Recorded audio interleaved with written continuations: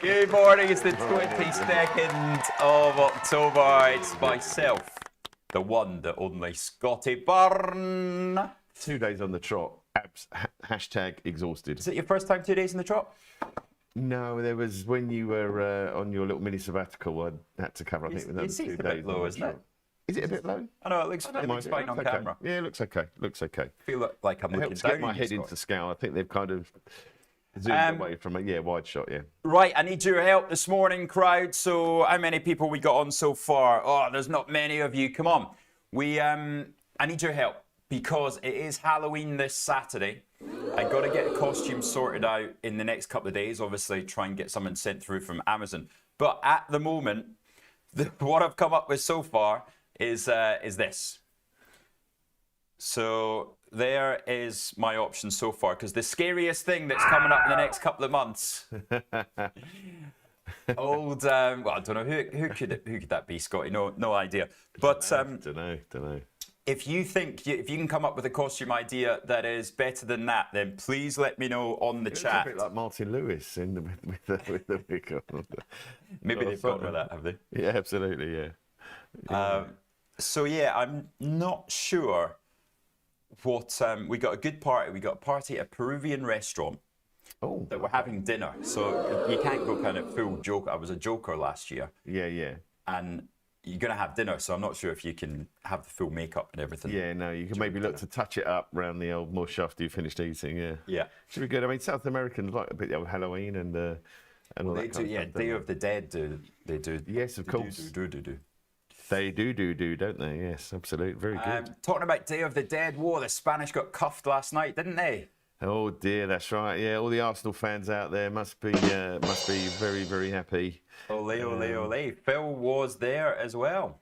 Absolutely. I'm assuming Maturin's a Valencia fan, or I would guess on the basis that's where he's based. But yeah, I certainly remember the likes of Rod Rodriguez was an Atletico fan. You see, he wasn't a Real fan because they were too kind of sort of embedded and too corporate, so he's an Atletico fan. So yeah, I mean, Arsenal are sitting top of the table. Not that I'm much of a football expert. I'm literally running out as the seconds go by talking about football, my knowledge. But yes. Yeah, that's about it, isn't it? Well, I mean, speaking of Phil, he had a great day at the football yesterday and a great day trading the yellow metal, didn't he? He absolutely smashed it. Phil.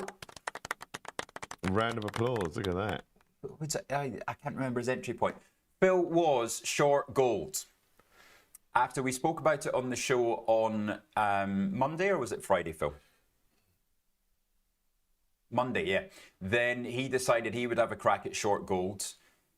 He got stopped out at break even as it went back up, but then he put it back on because Chris Beecham messaged him and went, ask Rich how his short gold's doing this time yesterday morning.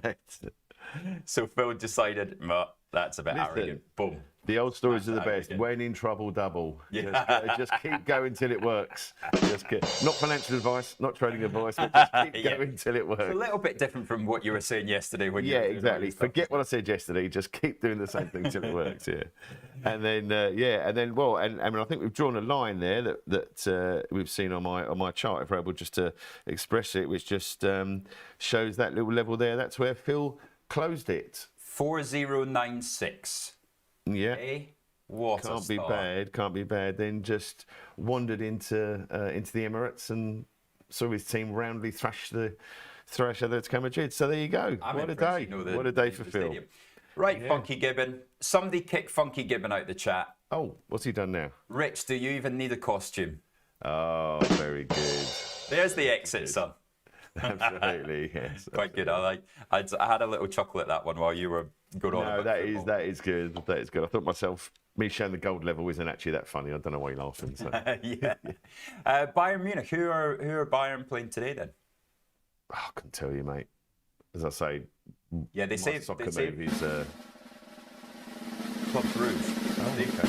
They write scandal. Tell us. I've just had a great weekend down in Munich last month. But yes, they save the proper games for a Wednesday, don't they? Yes, I guess they do. And we'll see if Harry Kane can score yet again. Good morning, Kate, as well. She's on the high seas again, heading north. She left left Cape Verde the other day, and she's trading, studying, looking at charts, and sailing while tough. That's what happens if Tough you've at the made top. 11,000% on Rolls Royce, isn't it? That's right. See, that's all it takes. One trade, Right. and you get to sail around the world. Let's have a look at what's coming up on today's show then. We've got your favourite Piers Buckworth is here Absolutely. at 8:30. But first of first- all, Scotty, what have you got at 8:15 there? Yes, well, it's myself and Isa are going to be chatting. We haven't spoken to each other for a while. We're just going to be talking about, things like some of the psychology, seasonality as we're coming into year end, the behaviour of crowds in this marketplace. Some of which we've seen yesterday in silver and gold. How things can happen very quickly, but then also resume. There's a few pieces out about seasonality into year end, CTA positioning as well, which Esau's got some of the data on. So there's a few things to get through. So not all necessarily strictly psychology of trading, but as much as anything around markets and the kind of state that they're in at the moment with the everything rally that we've seen. So hopefully there's a few interesting snippets in there. Everything sell off yesterday, or everything that had gone up a lot. So Piers is going to be through with me 8:30 till to 9:10. Then we got chart and crypto. Beachy's coming in to talk crypto. Brilliant. Interesting crypto yesterday. We saw a reversal from this time in the morning because of course Bitcoin was down at 108,000 and gold started the day 4,350, I think it was. Something like that, yep. And then you had a massive 5% rally in Bitcoin and you had a 5% sell-off in gold. So that really interesting price action. You had the rare earth stocks come off a little bit. You had the quantum computing stocks come off a lot. At last, I'm in the money in Rigetti. Yes, come on. Jeez, it's taken a while. But something that's interesting that's going on, obviously, we talk about SWC, we talk about the Bitcoin treasuries, but one of the reasons that the Bitcoin treasuries have been selling off is because now, of course, you can put your money into Bitcoin and into an ISA or SIP wrapper. Oh, you can, okay. So these, at last, they've actually launched onto the London Stock Exchange. So 21 Shares opens access to crypto ETPs for UK retail investors. So this is, and 21 Shares, actually, it's a team that was ex-Standard Life, Aberdeen. Oh, okay. They were the digital team there, and they parachuted into 21 Shares. So, Bitcoin and Ethereum, you now can buy in your ISA. Okay. So tax-free. And it was quite a successful first day. They traded, the Bitcoin ETP traded 200 times the BlackRock ETF of Bitcoin. 200 times the volume. I wonder why that's such a big multiple. But maybe the fact it's a new product, maybe just to come in. But that's because huge, now you can put it in a tax wrapper rather than have it in a right. an account paying tax. Yeah, of course. Yeah, of course. So there'll be a lot of switching out of IBIT into something like this. Yeah, brilliant. So that's one of the reasons that these treasury stocks have been weak, because of course the selling point originally was that you can put Bitcoin into your ISA, but you had to pay a premium. Now you can do it at a discount in some cases. Got you. Yeah, okay. That makes sense. I understand that now. Right, let's go on to overnight action.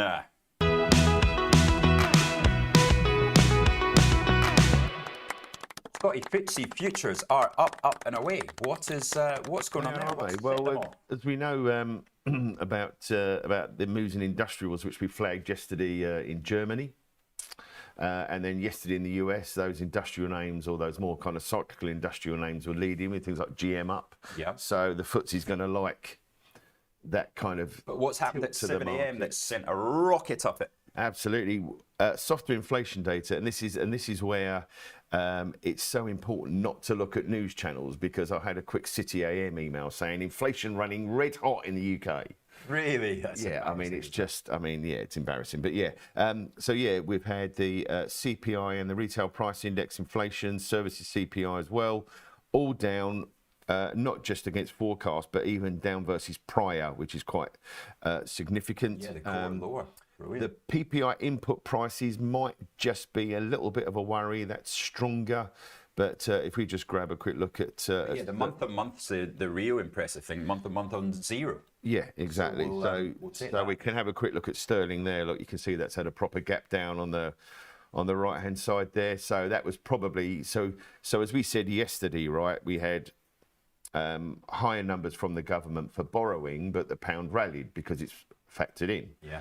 It sold off today pretty aggressively because clearly the market wasn't expecting that kind of weakness. So this is where we're talking about how many times have we seen a strong number when you get an inverse reaction? Yeah. And so again here it's another example. But of course that's only negative for the pound because that means we are a better chance of cutting interest rates. So look at what it's done to the FTSE.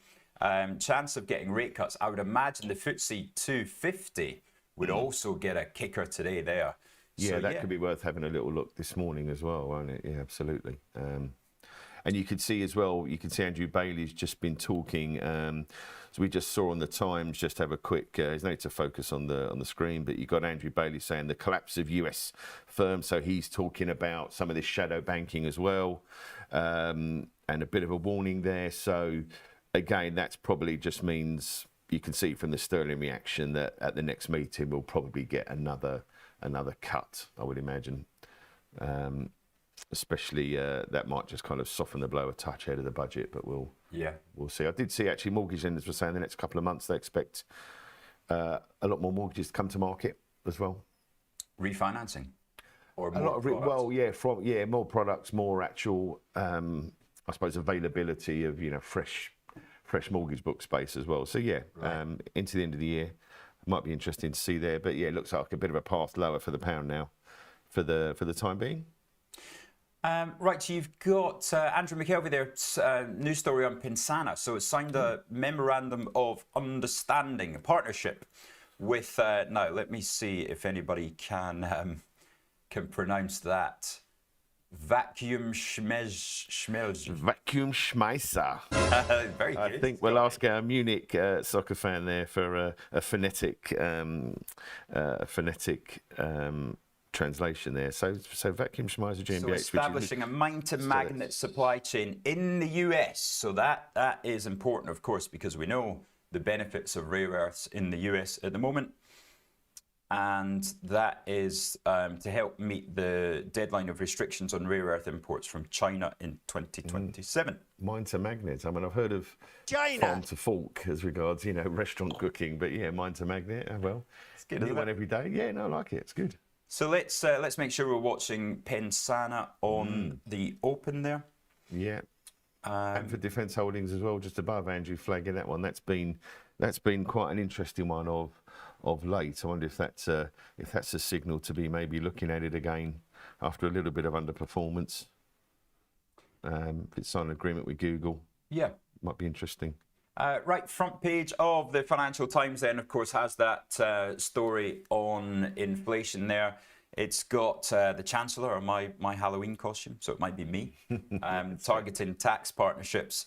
In the crackdown on the wealthy Britons, they're coming for you, Scotty. Yeah, apparently solicitors, solicitors and what was the other one? Solicitors and something. Yeah, let's have a look. Yeah, so lawyers, doctors, and accountants. Lawyers, doctors, and accountants. Lawyers, doctors, and accountants. Yeah. I don't know if you go for the doctors, do you? I don't know. By all means, go for the accountants as much as you want, but it's the problem again, isn't it? About is that really wealth targeting? And this is the whole circular argument, isn't it, about the mobility of wealth? Mm-hmm.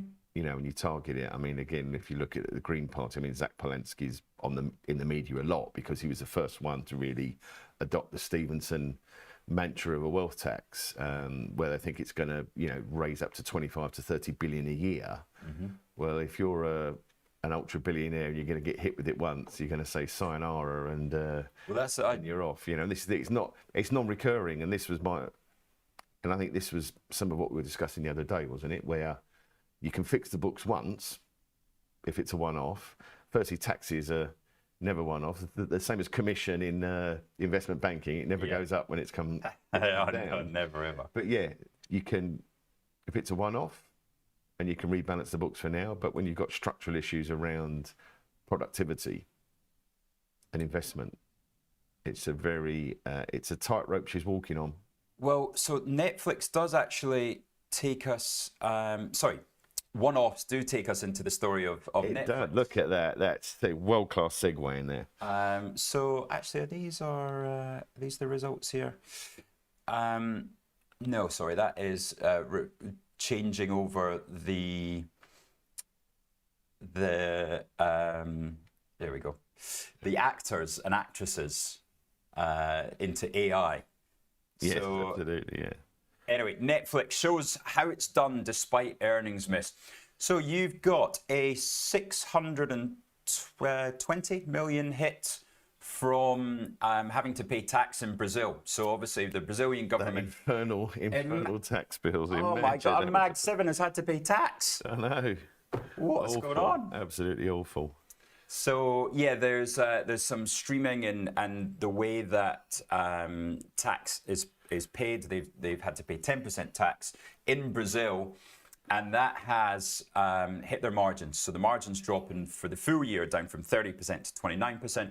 They're still challenging it in the courts because we know Mag 7 don't like to pay tax, and normally they've got a president backing them up, so they don't have to pay tax in foreign countries. But they think they're actually going to have to pay it. So they took it as a charge in this quarter, and the stock is trading down 6% on the back of it. But I did think it was interesting on that same page on CNBC that if you scroll down, that the picture they used for the to kind of show the numbers is here, K-pop demon hunters. There it is. What we've been talking about with Julian for a bit of a while there. And they did talk about it on the call, actually. There was quite a lot of excitement on absolutely. Yeah, no, that's right. And they said, and there will be toys and dolls coming out from Mattel and one of the other toy companies. They didn't say Funko. Well, hopefully, if I ever get a start date for my new venture, I can have my K-pop Demon Hunters rucksack. That's what I could go as for Halloween. Yes, you could be a K-pop Demon Hunter. I've never seen the program. Maybe I could be the demon. Yeah. That would be even better. Right. So you don't get hunted though. Here's Netflix then dropping from now. Look, it was trading 1,240. But it was actually trading 1,190 about a week ago. So if you zoom out a little bit, that 1150 is quite a big level anyway. You can see there, look, it just likes to bounce off that. Of the range, isn't it? So yeah, it's the bottom of the range. So yeah, I wouldn't get too excited about that. Yeah.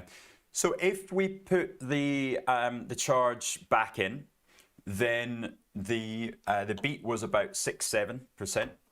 And it would actually, the revenues were not outstanding. The market was looking for a bit better revenues. That was 11.51 billion.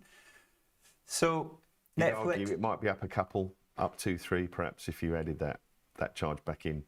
No, I don't know if it even would be because it had that rally into it. Then that revenue number's not. Yeah, I mean for Netflix, as Julian said. The time he was in prior to yesterday's visit, it does normally have a pretty sustained run. And like a lot of the Mag 7s, though, it's just been kind of circling the airport anyway. So what if it breaks this support then, Scotty?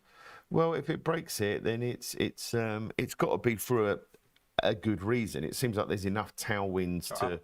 Well, I think probably. What some people were talking about, Warner Brothers Discovery have come out and said that they're up for sale. So now, this was a big announcement on CNBC yesterday. And Netflix and Comcast, they said on CNBC, among the interested parties. So if Netflix have had an okay quarter, if they suddenly turn around and say, right, let's look to swallow another large conglomerate. That's probably the thing that might be taken a bit more negatively because the amount of. Do you know what? It's got very, very No, chart up. Sorry, guys. Yeah, so that's Warner Brothers yesterday. You saw a 13% rally here. Yeah, that one, sorry, 13% rally here as the news came out at midday yesterday. If Netflix is going to buy it with its stock, hardly even. That's true. You don't even That's notice. true. I just think sometimes adding these libraries, it's almost like saying, right, okay, I've got a library here and a library here. I mean, the cross-pollination already. So if you go on your smart TV and you open up, say, Netflix or whatever, not so much Netflix. Netflix is a bit more of a closed book, but say it's Amazon Prime, you can access things on Apple TV and so on and so forth. So there's more bridging across certain platforms. And I just wonder if another probably... But it's the studios as well. So a lot of stuff made on Apple TV actually comes out of Warner Brothers. It will be the studios as well, right? Okay, that's quite different then. Yeah, that's quite different. I thought it was only the library of the media, which is a bit of a dull. Yeah, so the library makes up a good proportion of the value. Right. But then they might even, there's some TV channels, for example, they would get rid of. Yeah, sure. But yeah, Comcast certainly interested. Yeah. But Comcast don't have the expensive stock. I think Comcast's on 6 times earnings. Yeah, absolutely. So you'd want to use cash for that rather than yes. stock. Yeah, absolutely right. Interesting little sidebar actually about rare earths. Apparently China, so the spokesperson for China's Ministry of Foreign Affairs yesterday, when questioned about the US and Australia critical minerals deal, said countries should be proactive in stabilising rare earth supplies, which is interesting because that's been a lot of the crux of the China-US argument. Now, again, I'm not saying that they're about to turn around and say and make concessions, but we're getting quite near the 1st of November. Mm-hmm. Remember? 150% tariffs again, or how much? They're 110%. I lose track of the numbers. Everything's over 100%, basically. So but that's what spooked the market yesterday, wasn't it? That Trump came out. I mean, I haven't seen the interview, so it's probably another one that's just media. It's another one on Air Force One. He walks past the reporter and just goes 150 and just walks on. But he said the meeting might not be happening. That's correct. Yeah, that's correct. And again, because we're getting closer where did that come from? There's so many. I mean, a lot of the time now, I mean, half of it, I see it on social media. He's on Air Force One with like 50 reporters and just throwing out whatever truth bombs he wants to throw out that particular day. But yeah, I think the thing to bear in mind is 1st of November again, and like anything, all politicians love to time it. And I'm sure someone explained to me once that there's constant conversations between kind of level 2 diplomats all the time. Yeah. And the two leaders simply have to sort of effectively act as the... Shake hands. Yeah, exactly, as the front and turn up and shake hands. But that's so in 24 hours, we've gone from potential peace talks with Putin and peace talks with Xi to potentially neither meeting happening. Yeah, I think that's and the shutdown bull crap that came the other day. Well, this is it. And as we were talking outside in the office, where there were some other attributions I've seen for the gold price sell-off about how they've shut the Indian Metals Exchange for Diwali. That to me, I think, okay, it's interesting, but again, it's another liquidity drain at the market a little bit, I guess. But yeah, it's those headlines where a week ago we were kind of looking at a potential Ukraine deal. Now all of a sudden the language there has turned a bit more aggressive again as we're coming into winter. Well, next 48 hours, Scotty, he is going to go for him. Trump is going to come out with something big in the next 48 hours. Yeah, and that's why we've seen the oil price stabilise. Just a few things just to make people think, okay, he's some things we need to worry about here, yeah. So, right, if Phil has the Asian moves overnight, we can go to that slide because there is news from India. So Nifty 50 up 0.1% there. There's talks going on that an agreement between Trump and India could take place today, with India stop or cut purchases of Russian oil and the tariffs be reduced there. So well, at the risk of being the parrot, again, this was touched upon in the soon-to-be award-winning, no doubt, podcast, The Art of Investing, where I think it was CJ turned around and said, yeah, you can simply expect at some point he'll just go, oh yeah, I spoke to India and it's fine, it's sorted. Yeah, probably. If we put the moves back up, please, guys. So the Nikkei, we are looking, guys, in Asian moves up, please, come on. Yeah, so Hang Seng down 1.1%. So that was negative on the back of that comment from Trump. Nikkei vastly unchanged. And then we're showing the VIX there for some reason. The VIX is now an Asian overnight move. Why not? What country is that in? It's global, just like all markets now. It's 24/5. This is IG. It's 24/5 markets here. Just throw anything in there. It's all 24/5. Right, what are we on? We're 7:55. So let's take a quick break then before we come to the opening of the London Stock Exchange with the FTSE. The strong outperformer up 48 basis points thanks to weaker currency of the chances of us cutting interest rates thanks to lower than expected inflation. We'll see you in 2 minutes.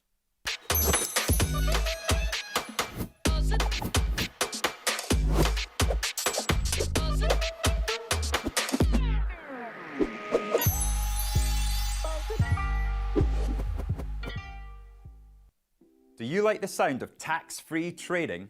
Well, that's exactly what spread betting enables you to do.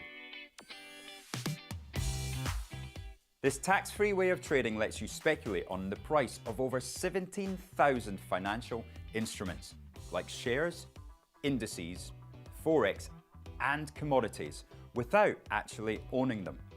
With spread betting, you can benefit from both rising and falling prices, letting you find the perfect opportunity.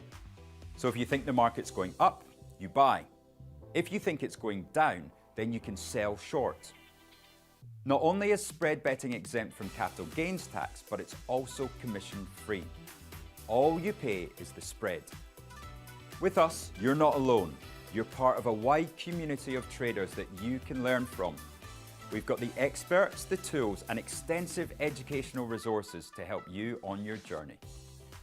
If you're not quite ready to trade with real money, you can always give it a go on a demo account. Open an account today, join the conversation, and be inspired to make moves.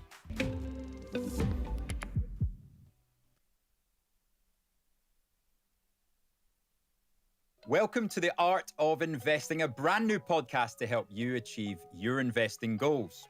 Join me, Rich McDonald, and my co-hosts, Mark Spice Holden and Chris CJ Fellingham, every Friday when we bring you updates from the markets and insights from our combined 100 years of investing experience.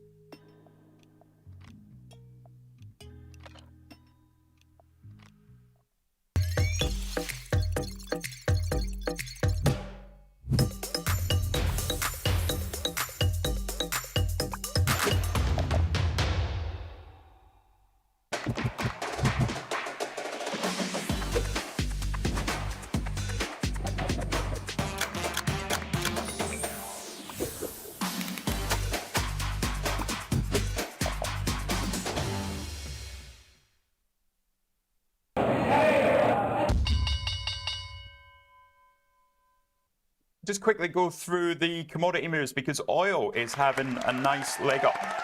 1.7%, Scott, you noticed that one. So I think I might try and get some BP in on the open. It closed around 4.14. So maybe we'll pay up 1% for, well, certainly that's yeah, I think that is one, because that has been such a dull market for a while now. Even the next couple of days, you don't need it to be lively. I mean, into the weekend, it's the old classic. It's Wednesday, news into the weekend, or potential news into the weekend. The market loves a move on a Wednesday, doesn't it? So here we are. Here's the move recently. We traded as high as 446. It's decent. So I could pay 420 for that, do you think? Let's have a quick look. Close that gap. Yeah, you decide. 420 probably means... Don't let me. I'm not taking the blame for this. Oh, I bought some Alcoa yesterday. The bus, yeah. So... Oh, did you? Well done. It was so weak at 3 o'clock. Yeah, well, actually, 420 is the break of that little high from a week ago. So, yeah, 420 or below. If you manage to grab some anywhere up to 420, that's actually quite a nice little pattern. Yeah, okay, Is that for BP, yeah? Yeah. Right, I'm gonna try and get some of those in. Order. Oh, bells. You stick your order in, I can ring the bell.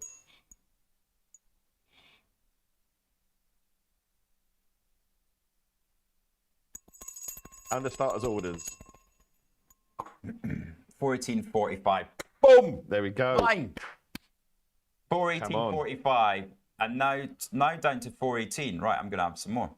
You're going to go lower?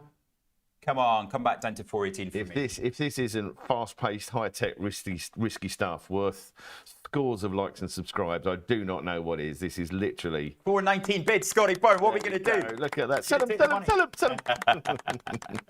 Right, let's have a look at what else is doing then. Oh, my BP, goodness, we've got a nice little. Which one? Pensana's up 4.3. Pensana up 4%. But let's go through the big names. Aberdeen and Barclays at the top of the leaderboard. BP, we're now seeing trading 420. There it is.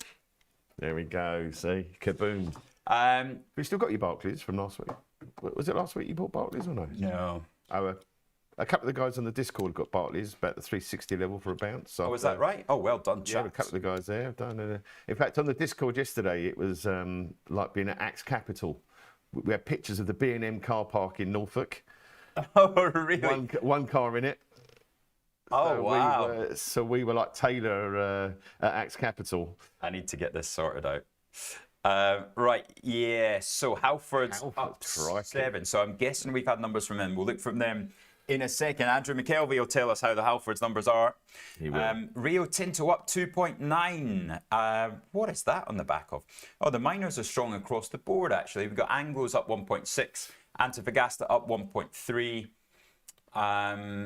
I also want to get in some Wisdom Tree Defense ETF. Shell up 1.2. And yeah, the FTSE's strong, isn't it? Yeah, as we called it, right? Vodafone R6N, tell us if you still got your Vodafone. 87.5, up 1%. Legal and General 238. They've come off quite a bit. And yeah, just everything up sort of around about Everything, 1% there, yeah, isn't it? absolutely. What about on the downside, Scotty? For Expo, I guess that's a catch up to yesterday's silver sell-off. No, that's Ukraine. Oh, is that Ukraine? Is it so for Expo? Putin, Okay, right. Yeah, Putin talks getting cancelled. You see, that's why you're the mining guru. You're thinking Fresnillo. Oh, Fresnit, yeah. There's Same. what's a stock name between friends? Burberry looks like the fish and chip advert might not have hit home as much as they hoped. Yeah, Aberdeen a touch lower. I don't think that's probably most of the winners are in the spaces we've spoken about, aren't they? Barclays, miners, banks, miners, cyclicals. Okay, so there we have. Halfords was sales rise 4.1% in the first half. So we had the trading update there. You got your costs, cutting costs, dynamic pricing, improving product sourcing, yada yada. It's definitely Halfords. Definitely have had a turnaround. They do even sell things like reconditioned electric bikes, because a lot of people say, okay, I like an electric bike, but they're $3,000. Yeah. So you go in Halfords and you get a certified one with like yeah exactly yeah. First thing you buy is the bolt cutters in the mechanic section, and then you go and they do like stuff like a refurbed electric bike for 1,700 quid, Right.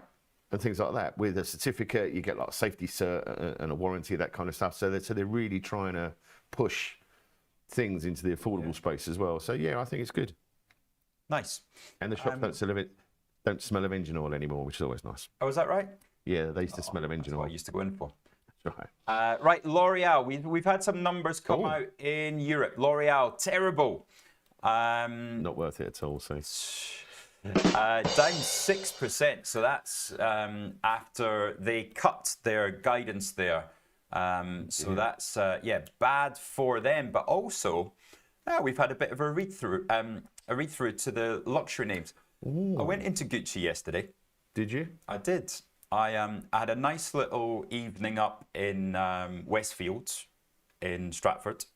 Oh, crikey, you're over my neck of the woods. No, not Stratford, sorry. I was going to say Shepherd's Bush. Cebu. Yeah, Shebu. And yeah, I thought, do you know what? I'll go in and actually have a look at Gucci, because I haven't been in a Gucci store for about 2 years, and this stuff was horrible back then. I was properly impressed. And this isn't even a new designer. I spoke to the guy, new designer stuff coming out for the catwalk in February, and then it'll go into shops March. But even the stuff they've got at the moment, really nice. Yeah, I generally avoid those shops.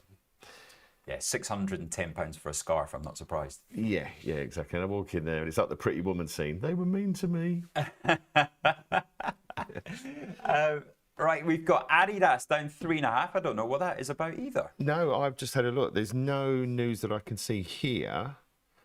You had the Q3 revs out yesterday. Mm-hmm. So that came last night, right? Was that after the bell? Was that sneakily after the bell? Was it? Right, that's what it is then. Raised its operating profit guidance for the full year, citing brand momentum and efforts to mitigate the additional costs from increased US tariffs. I guess it's the T word that's probably just making people. Yeah, it's a strange one, isn't it? I mean, look, the stock's high, the stock's expensive, so that's not a huge surprise. But we got some there. No, that's just a market report. Yeah, Adidasa has been strong into it. So fair enough.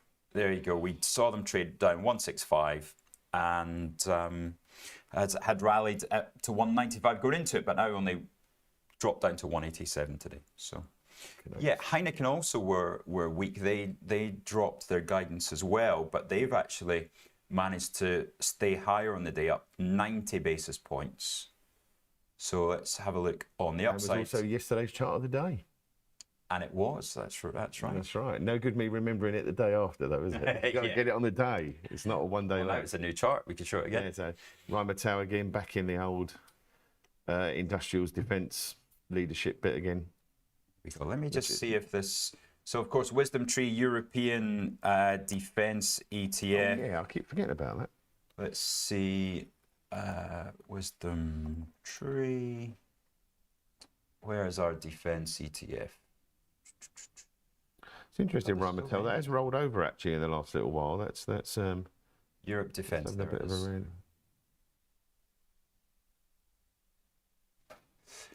That's in euros. I guess I can trade it in euros, can't I? Yeah, you should be able to, shouldn't you? Yeah, up 2% there, Wisdom Tree European Defence ETF. So, I'm going to put an order in. 20. So what will we buy? We'll buy 1,000 units. No, it's too big for there. 700. Do we get away with? Yeah, 700 we get away with at 28.03 on the buy side. Good till cancelled. Right, so that is in there. Scotty, I think I shall let you crack on with your conversation with Isar. Yeah, absolutely. It's nearly 10 past anyway, so yeah. Yeah, we want to get the full value add from there because the meeting of minds. Well, he's a busy man. We can't always manage to get him on. So, as you say, let's max it out. Good stuff. Right, quick look at commodities there. Silver, small recovery there, 4,900. We're seeing copper, generally across the board, you're seeing slightly higher on commodities. But yeah, oil looking strong. Okay. We're seeing... Segway Central today, is it? Are we doing chart of the day and then Isar? Chart of the day, and what country is it? It's a European. European, okay. He's going to pick Adidas, isn't he? Guess we'll find out. He wouldn't be that obvious.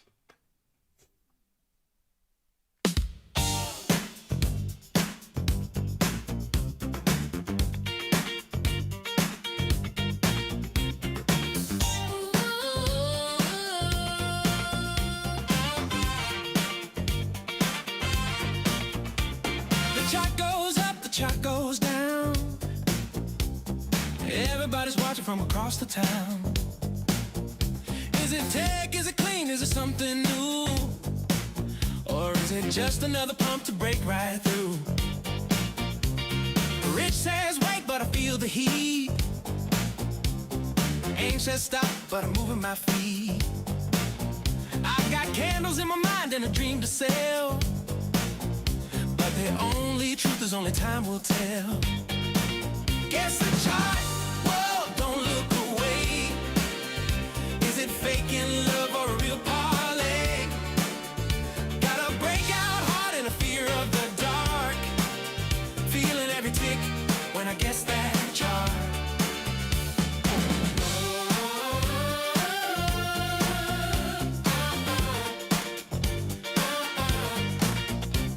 The lines don't lie, but the moves might fake. Got a setup looking sweeter than a wedding cake. It's dancing left, it's moving right. I'm moonwalking through another sleepless night. Phil's got tricks in his old blue book. He gave me that smile and a sideways look. He said the market talks, but it won't explain. You gotta guess the chart and live with the pain. Guess the chart, yeah, just one try. Could be Amazon, could be Best Buy. You can draw your lines, you can pray real hard, but no one's safe when you guess that chart. Guess the chart, it's thrill or pain. You could ride the highs or crash in vain. No candles clean, no trends too smart. You can't break free from the grip of the chart. Bridge now, the beat drops low. All rest eyes high, but momentum slow. Is it Tesla's jump or a broken spell?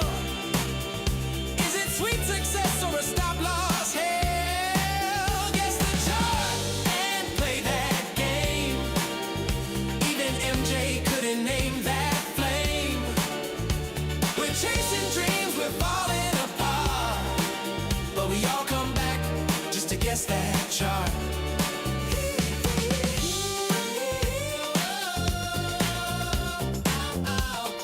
Guess that chart. Come on.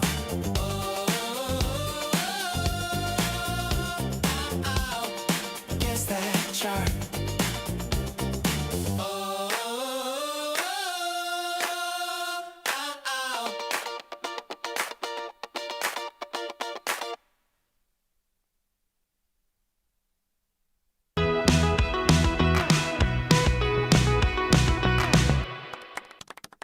Welcome back, everybody. Unfortunately, I think I've infected everyone with my lack of ability to spot charts because I've had the second day running where we've had a bit of an echo chamber where not too much of a solution there.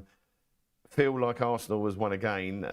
Is he going to whisper in my shell like? Renault, at the death, Renault. Renault. We did, and to be fair to Rich, I have to say, he said it's a car. Yeah. It's got to be a car company. Yeah. But yeah, Renault. Okay, well, I think gap in July. I think we'll let Phil decide if we can allow that in. It's a bit like on the buzzer.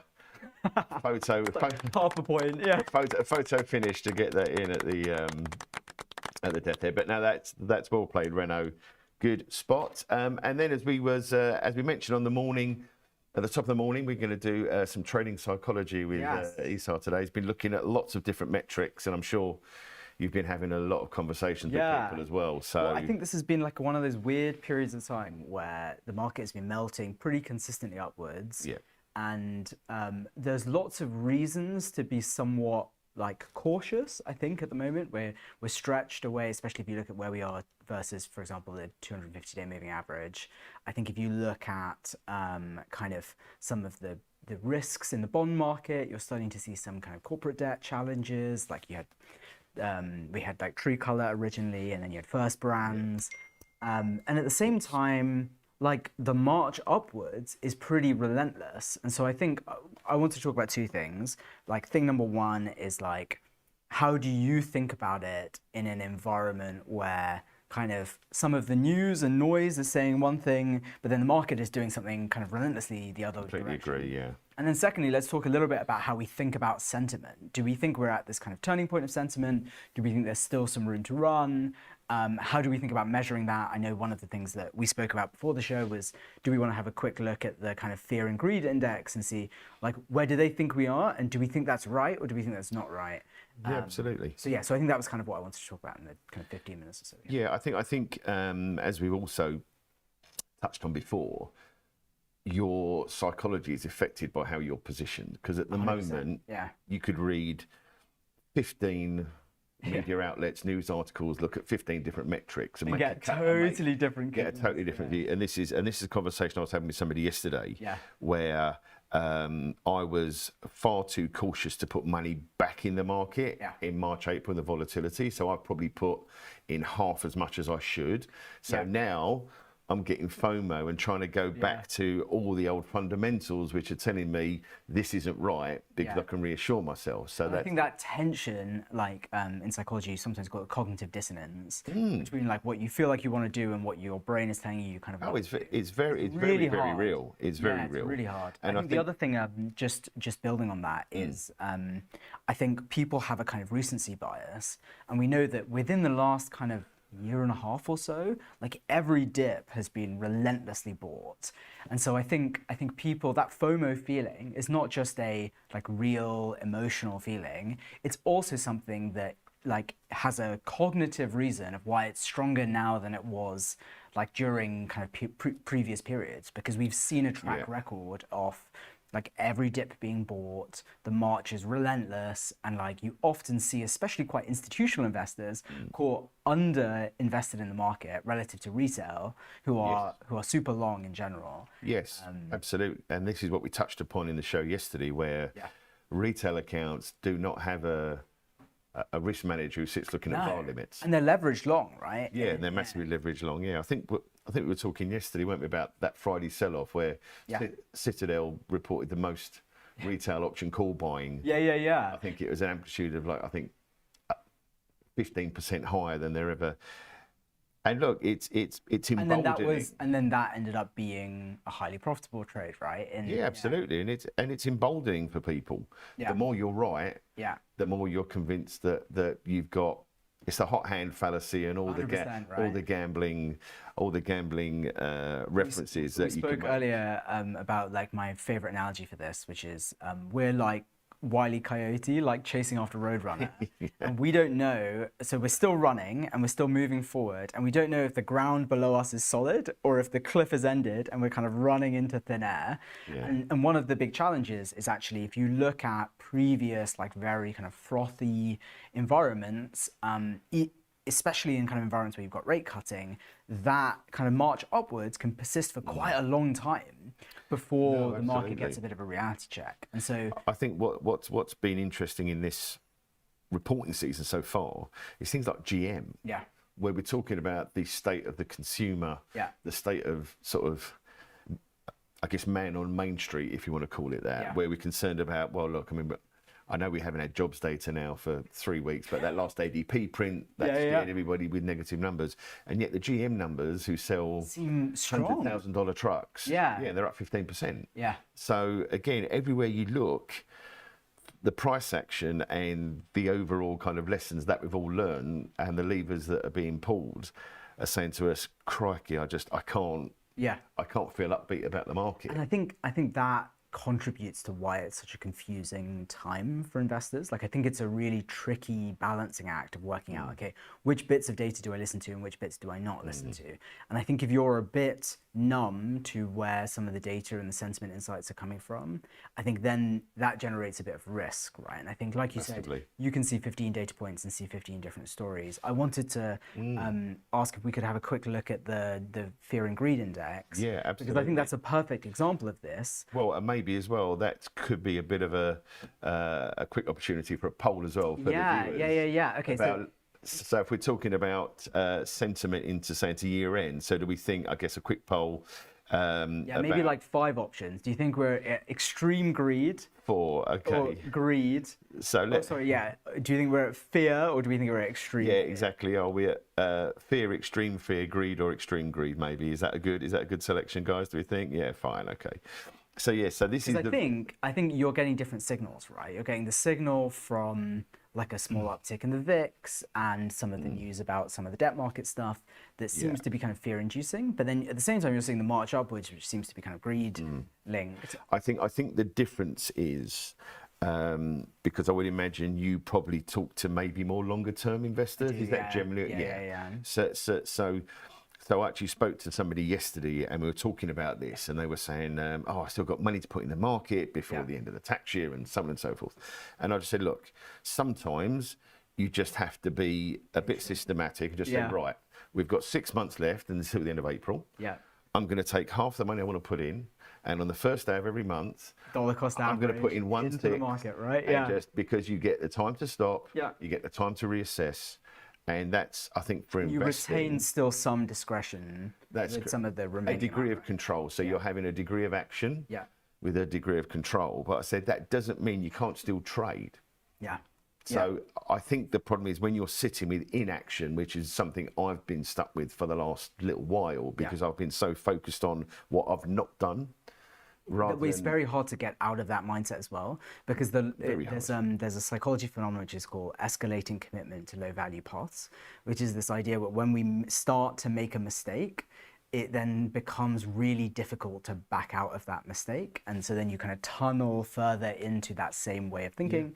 And it's a very real psychological phenomenon. And I think in markets, it's even more complicated because you might have been right in the first instance, but the FOMO just builds and builds and builds.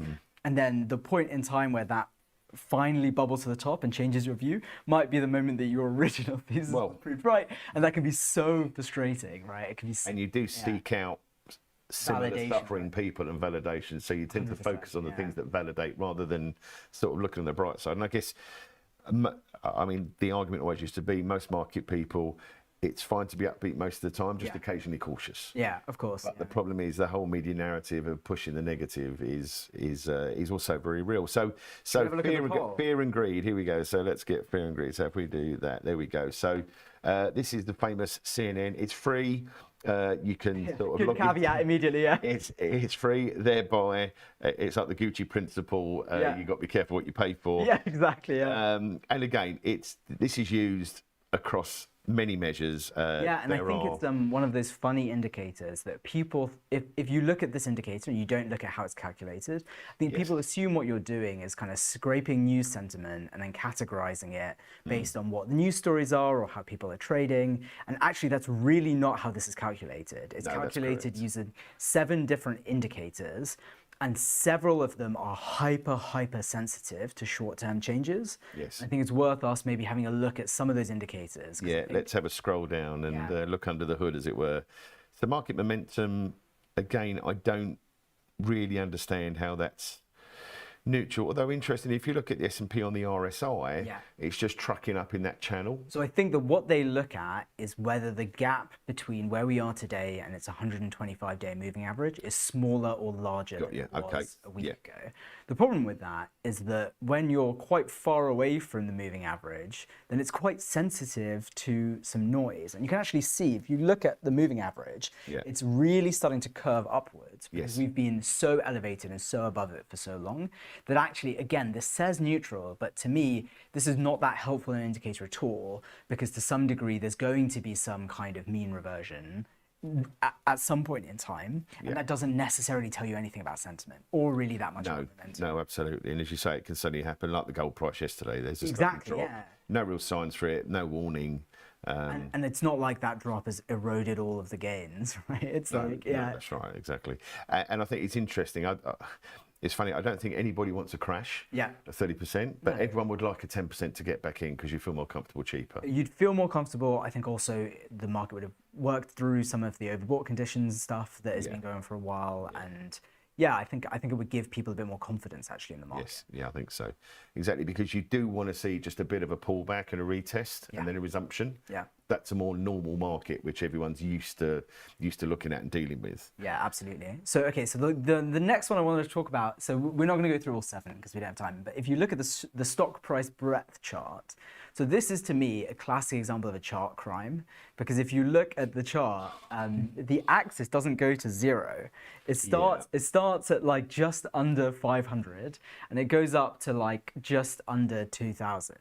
And this is like quite a weird index. The way that they put together the specific indexation of the McKellen is like slightly odd. And you can see actually it's now in extreme fear territory, because since July we've moved down from this very, very elevated level to what is still a roughly historic level and well above where we were, say, in April. But because the decrease was quite stark and quite recent, the fear and greed index has shifted right to the other end of the spectrum. Is a McKellen, is that an oscillator? It's the same person who did the oscillator. Right, But this is like a slightly different index, and it's a slightly weird one. As you say, it's sort of around the 1 year average-ish, but yeah, and actually, if you look, part of what has driven that is from kind of late April through to kind of May, there was this crazy spike upwards, and that was obviously associated with a lot of the increase in like market breadth that we saw and the general kind of rally. But like, because that was such a stark increase, now that's slightly cooled off again. We've slightly more returned back to a kind of longer term median. And the side effect of that is the index is giving us an extreme fear reading rather than what I think is probably true, which is probably closer to a like mild fear reading. Yeah. So I think that's an interesting one. And then the last one I wanted to talk about was the put to call ratio. So, okay, what do you see on this put to call chart? So I generally like to say, if it's below sort of 60, that shows a high degree of complacency. Yeah. I mean, that's historically very extreme, right? That's very extreme. But as we've seen that twice in the last 6 weeks. So that's just, that's for me. I think on these ratios, I think it's just better to look at extremes, because if you try to gauge the market on every 3-point move, then that's a bit of a fool's errand. But it's just where I also think you've got such an interesting mix of retail volume versus market maker volume. And it starts to be quite difficult to see the signal to noise of some of this. But I agree with you. Yeah, this is it. I mean, I'm assuming this is only exchange traded stuff. So I think this is only specifically. So that's probably CME more exchange retail as well, but it's exchange traded rather than a lot of the OTC stuff that you might get. And look, again, it's like all of these things. So it's like looking at RSI. Yeah. All these indicators, you just want to focus on the edges. Yeah. And actually, all we're seeing is that we're not quite in that extreme edge anymore. We're still relatively low, but we're not quite in that below the 0.6. Yeah, it's not complacent. There's certainly, and you can see that from the VIX having held above 20 for a few days. If you think for a long time, it was between 9 and 11, the VIX, for long periods of time really in the long, last right? decade. Yeah, and you can see that in the chart below, actually. Yeah, that's right. So yeah, we're I think, as you say, extreme fear is probably. So I think in a lot of these cases, they're just like slightly over-egged, because these indicators are hyper sensitive to short-term kind of moves.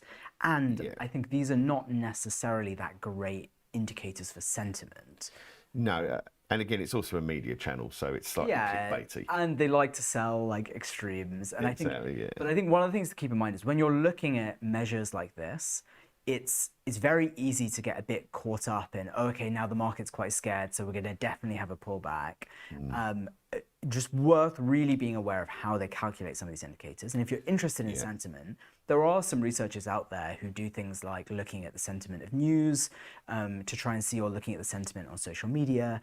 I think just be a bit thoughtful around how you try and use sentiment. I think it's often not the most useful data signal, actually, when determining your own trades. And it means that you often don't trade the market that's in front of you. You kind of end up trading a market that you imagine to be there a little bit because of all of these. It's a little polluted. And again, if we look at our market sentiment poll, fear is actually quite, and fear is very much how media is playing out, because everything is is negative. Yeah, and that contributes, like one of the psychology phenomena we talk about often on the show is something called the negative salience bias, which is this idea that negative stories or stories that generate anxiety stand out more in people's memory and they're more appealing and they drive better engagement. And so when you look at media channels, they of course have an incentive to try and push some of those narratives. Now, that's not to say there aren't genuine concerns in the market isn't stretched at the moment, but it's worth being aware of the lens through which both media and actually social media as well, that all gets filtered. Social's even more so, because I don't think there's many people who sit down and watch Bloomberg News or CNBC News. However, I boringly still do. Yeah, right. but it's when this is in your pocket buzzing away. Yeah. And you're constantly looking at it. So yeah, that's an interesting poll as well, which is probably why the grind higher feels even more acute. Yeah, and it feels unintuitive, right? Because, completely unintuitive. It's just a weird market. So yeah, thanks for the responses. Share buybacks again starting end of October. I'm such a skeptic of this because I always think a company should have a better idea what to do with its money. Especially at current prices, right? But again, listening to Julian Wheeler yesterday from Shard Capital, he said, when and why do companies do buybacks? When they're flush with cash, which is generally when earnings are high. So you're basically supporting. When should they do buybacks? Probably. Well, this is it, and this is a factor of some of the seasonality into the end of the year. I mean, there was a Goldman piece yesterday saying S&P into the end of the year goes up 4.8%, Nasdaq 8.8% in basically 2 months. So that fuels a bit of that. So we've got more FOMO for Trump and China. I mean, it could be 90 days, it could be 90 minutes for resolution, it could be 9 days. There's just it's impossible to say. I mean, I do think that the fact they're making these rare earth acquisitions and agreements, they're trying to get a bit more dependence, but neither country can afford a protracted trade war. And you saw that with there was the Trump tweet and then the bad reaction to that tweet. I think people are quite sensitive to some of that news, and I think everyone just has to be a bit kind of cautious. Absolutely. Right. Thank you, Isa. That was absolutely really fantastic to chat again. I wish it was longer, but next up is fan favourite Piers Buckworth. Quickly becoming the sensation of Substack and one of the most awaited guests of the week. So we're going to see what he and Rich are going to talk about in the next 40 minutes. So Tech Focus coming up in about 1 minute.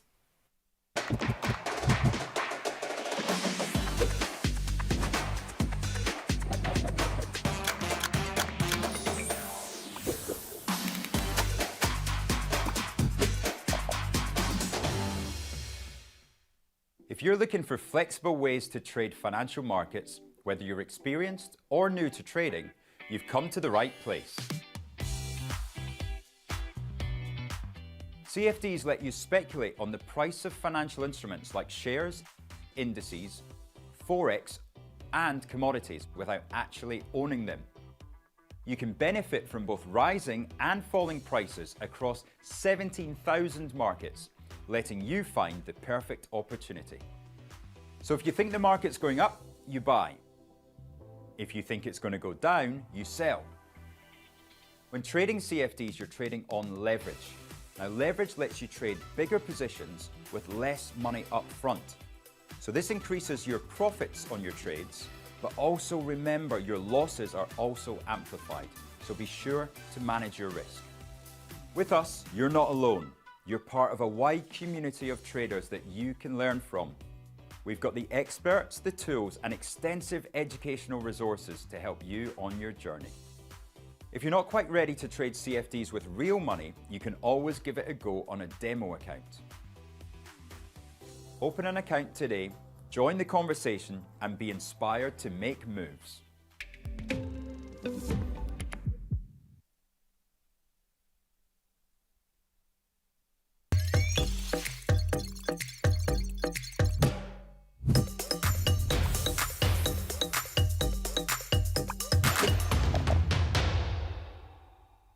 Hello, I'm Axel Rudolph, Senior Technical Analyst at IG and Fellow of the Society of Technical Analysts with over 30 years experience in trading the financial markets.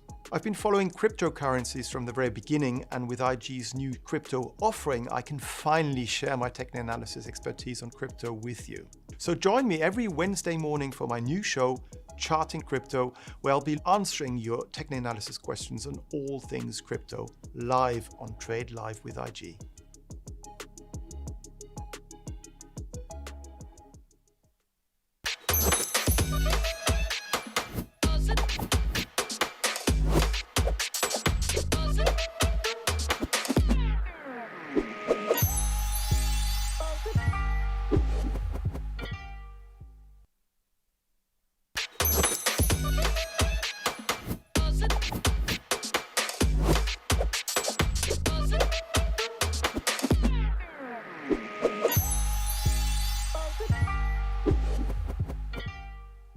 Welcome to the Art of Investing, a brand new podcast to help you achieve your investing goals. And I've seen at first hand the power of the wealth creation that one has been able to obtain from this industry.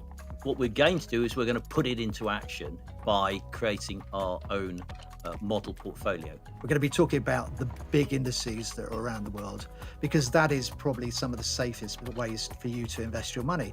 We need to bring this to everybody and help them then take control of their own investment story. Join me, Rich McDonald, and my co-hosts Mark Spice Holden and Chris CJ Fellingham every Friday when we bring you updates from the markets and insights from our combined 100 years of investing experience.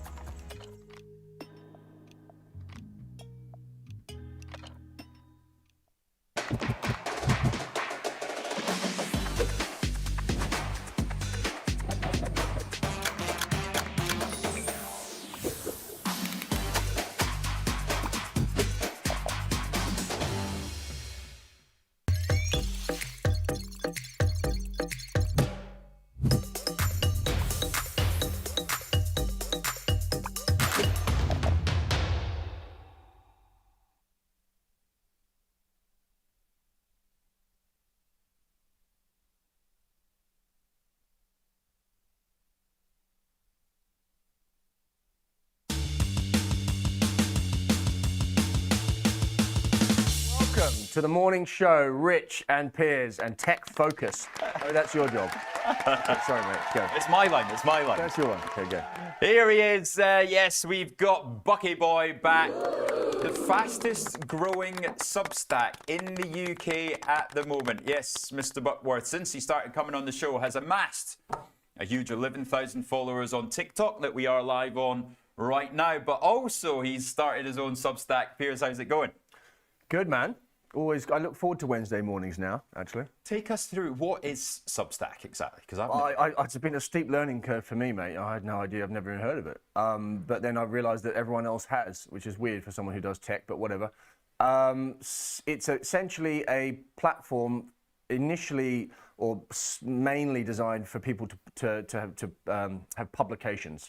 Okay. It's a form of community, a subscription service, and it's tailored towards people who sort of publish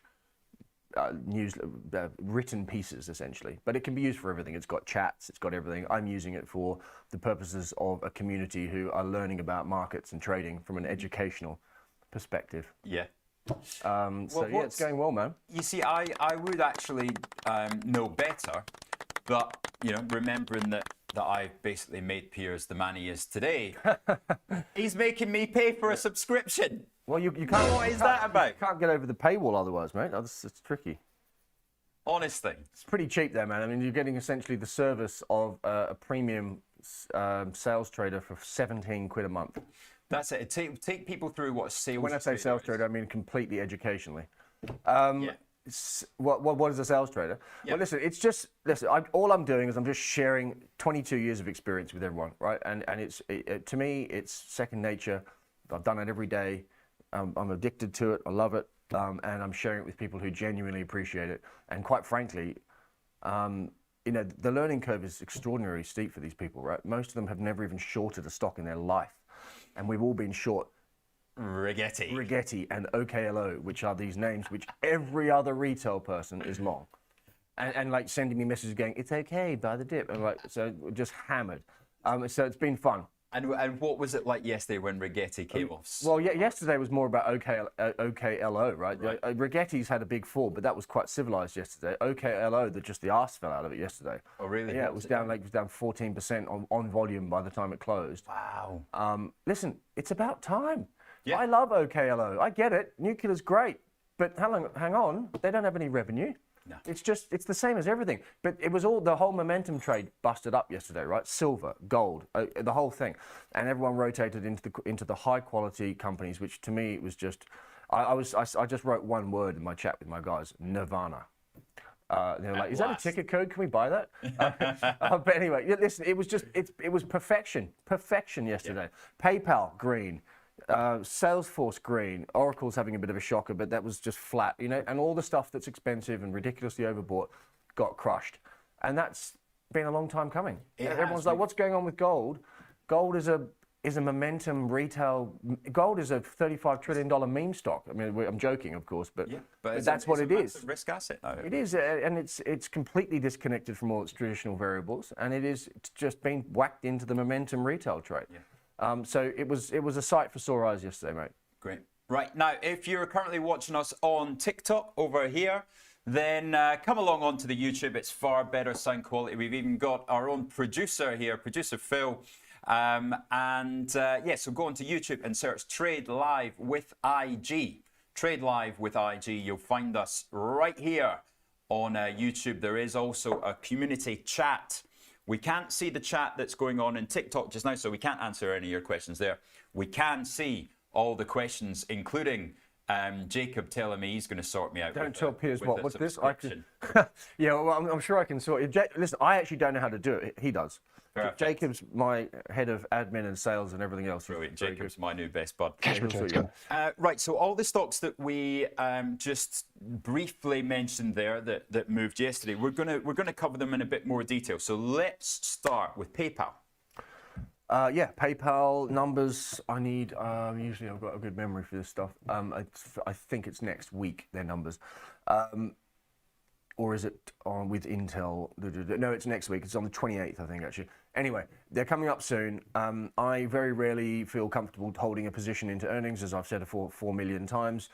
I just love being involved in this stock right now because it's just, I feel so comfortable. Mm-hmm. And I feel comfortable because no one else is really looking at it. No. It's completely and utterly exhausted to the downside. It's stuck in a quite tight range. It held the technical level the other day that it had a chance to, it tried to sell off through a key technical level. That chart doesn't represent the level, but it's there.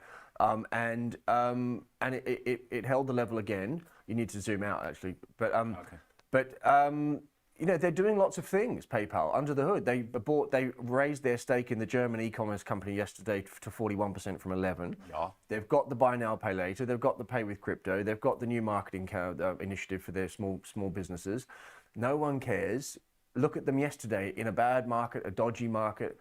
They're rock solid. And listen, if they sell off on earnings, in my opinion, it's going to be a maximum of 5%, and that'll get bought. So in many ways, I hope that happens, because then I'll buy more.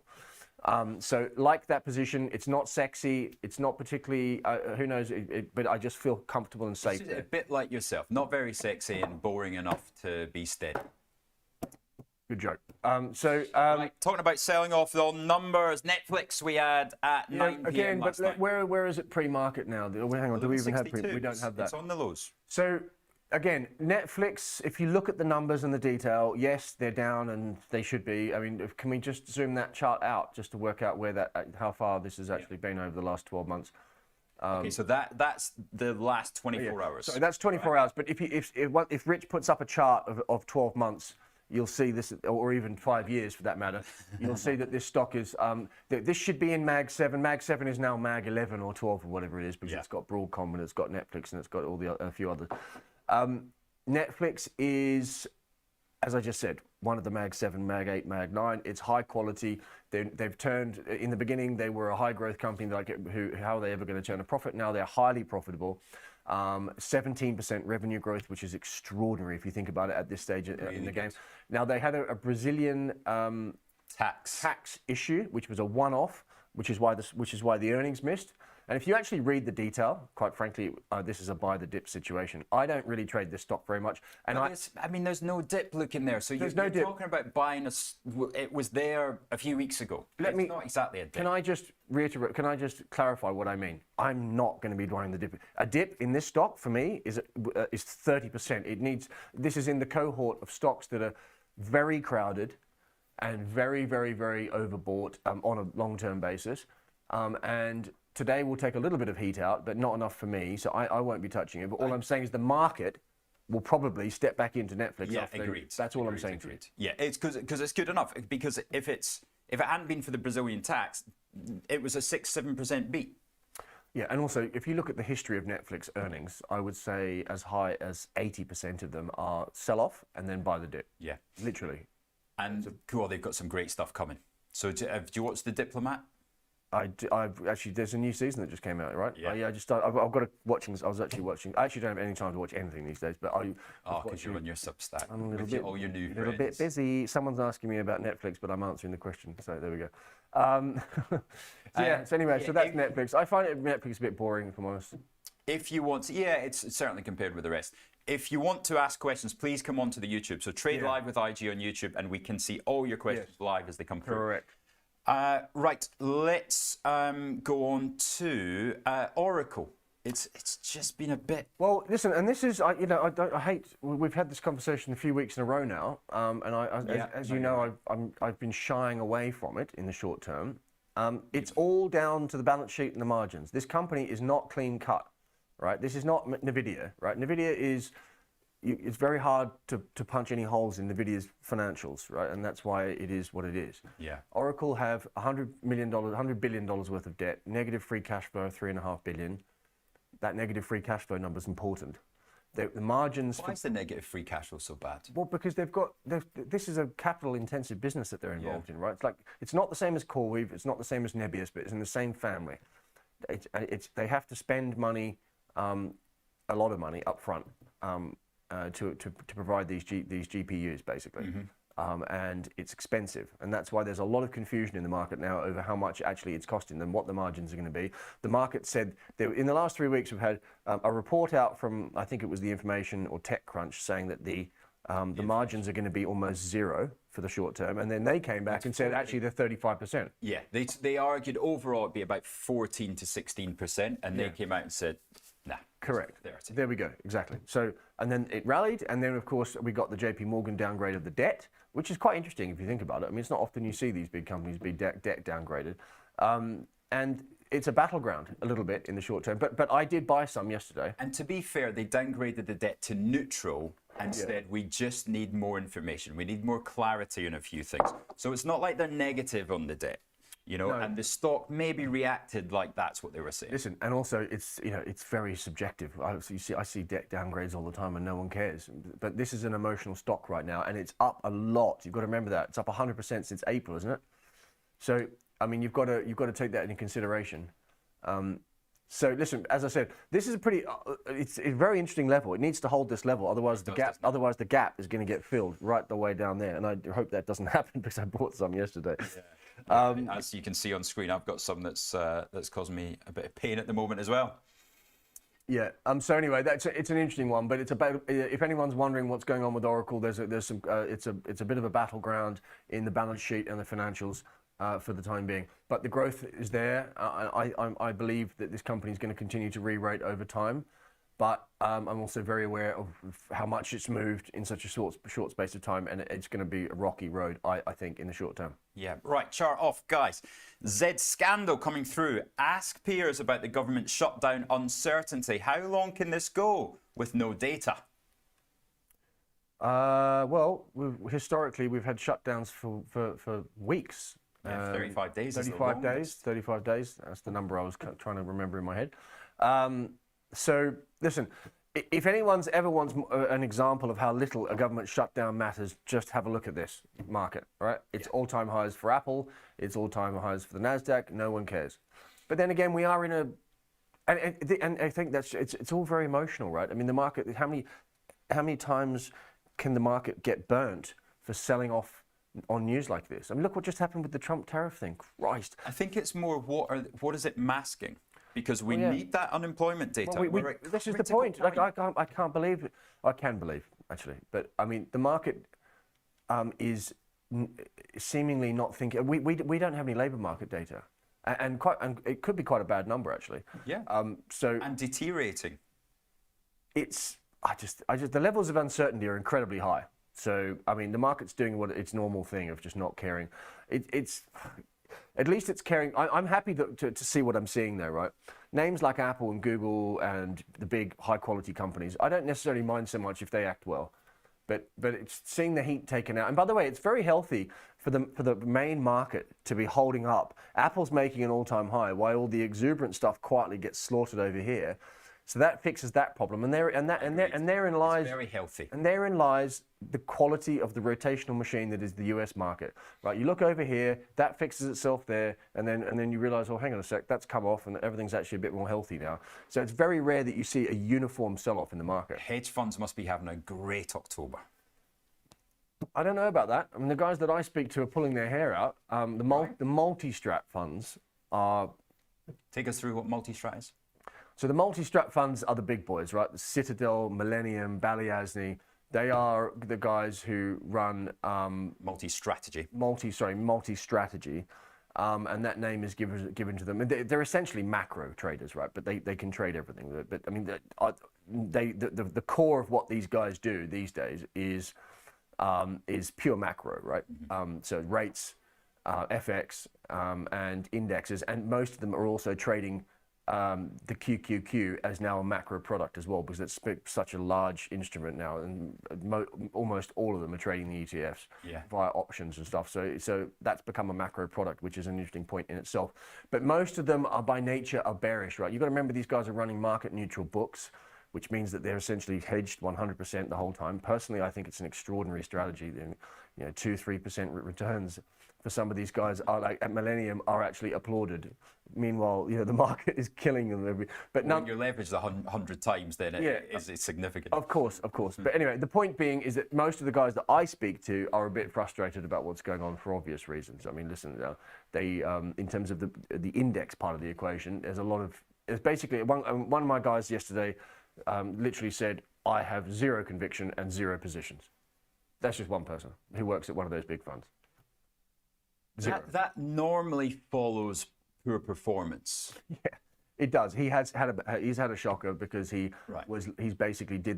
fell into the trap of getting long Europe versus US, and the whole US exceptionalism is over, which all the European old school people love that narrative and they jump on it whenever they can, and it never works. And here we are again. So there we go. Well, I mean, you love that stuff as well, don't you? Like, you go Europe, but I still play the tape. But that's my point. That's what makes you a good trader. You're bearish over here, but then you're max long over here, and that's the way to do it. Monkey Man is our VIP of the show. He has a question. We're going to come to that soon. Tesla tonight, yeah. First, I want to touch on Apple, because Apple, they've sold a few iPhone 17s. Everybody thought 15 and 16 were crap, so they didn't upgrade.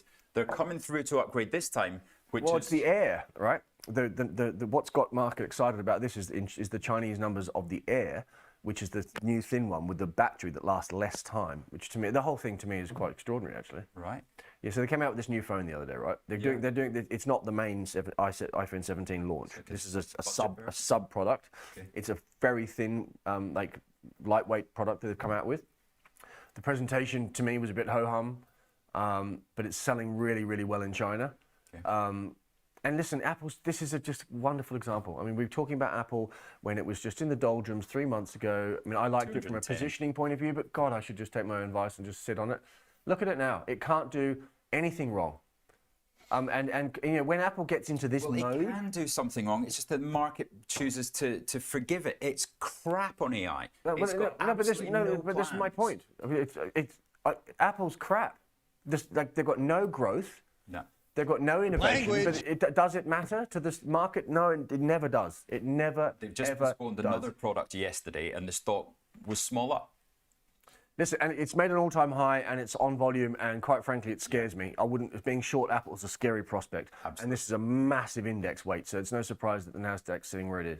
I'm actually short puts. I'm short puts at the 250 level, because I think there's so much support at the moment that I don't think you can go too far wrong. Yeah, there. I mean, listen, there's, with Apple and Google and, I mean, even Amazon, right? Amazon had that huge AWS outage the other day, and 2 upgrades followed that, and the stock was up 3.5%. Should we have a look at that? Because the market really didn't care on this one. Zero cares. The opposite to care. They bought it.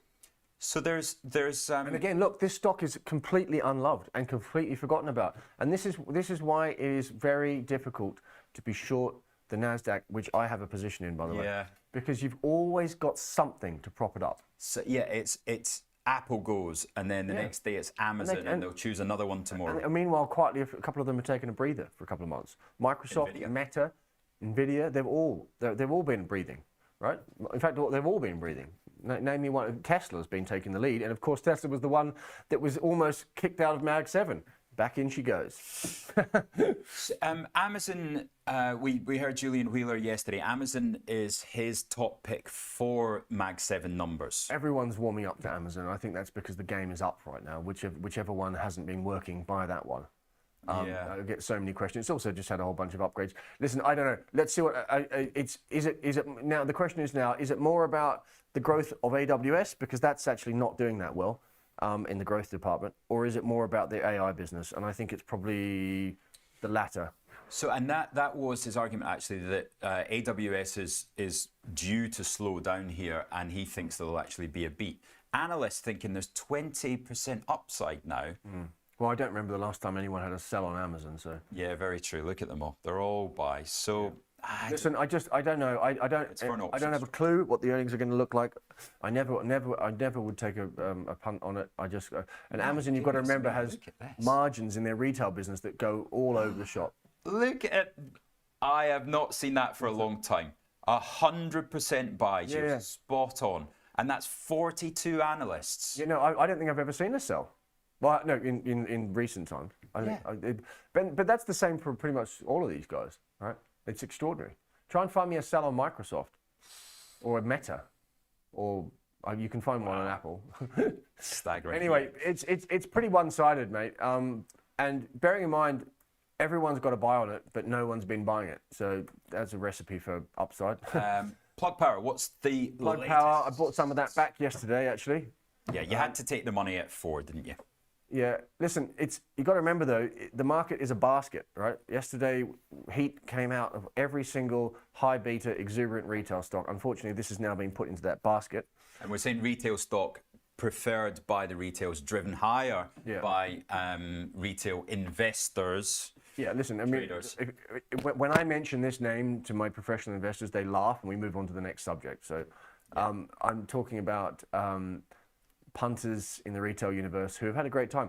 But listen, I'm anticipating that this could, it might bounce today. It's all over the shop at the moment. It's just, for me, it's just a quick trade, and I'm very small, and it's not going to... This was the catalyst you had been pushing for since $1 was that move from $2.50 to $4. And at that point, you just have to say, well, thank you very $3 much. was my price target, right? And I sold it at $3.09, I think.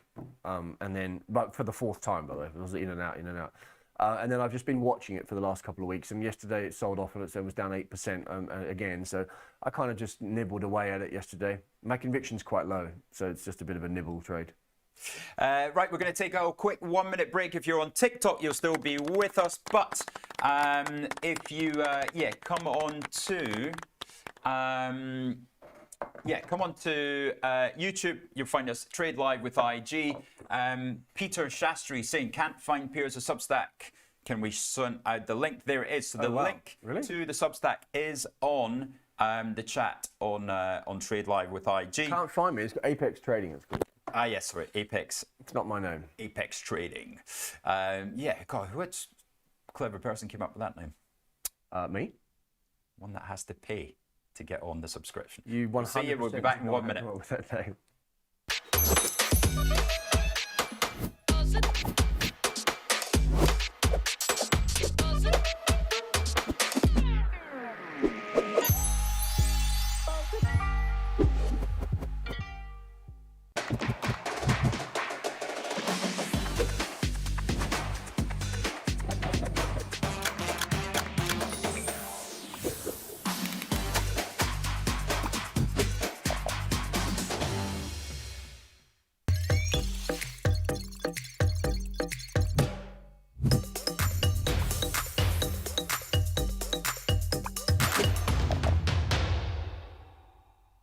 Hello, I'm Axel Rudolph, Senior Technical Analyst at IG and Fellow of the Society of Technical Analysts with over 30 years experience in trading the financial markets.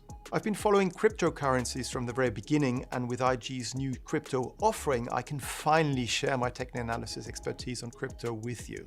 So join me every Wednesday morning for my new show, Charting Crypto, where I'll be answering your technical analysis questions on all things crypto, live on Trade Live with IG.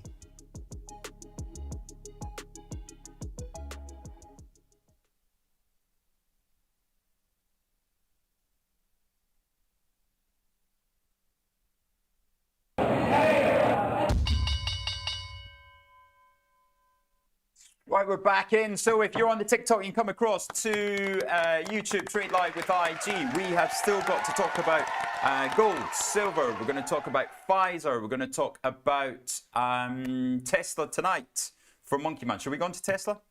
Yeah. So what's... If you want to. I'll have a look at the expected move if you take through your thoughts for tonight. Yeah. What is the expected move? I'm just going to check it for you. Right? So yeah. Producer Phil getting in on the There action there, delivering a coffee to our man here. What do I think? I mean, listen, I don't know, man. Listen, it's Tesla, and we've been over this before. I never trade it. I don't have any. I don't have any feel for it at all. It trades. It's a robotics. It's trading on the future of robotics, and that's it.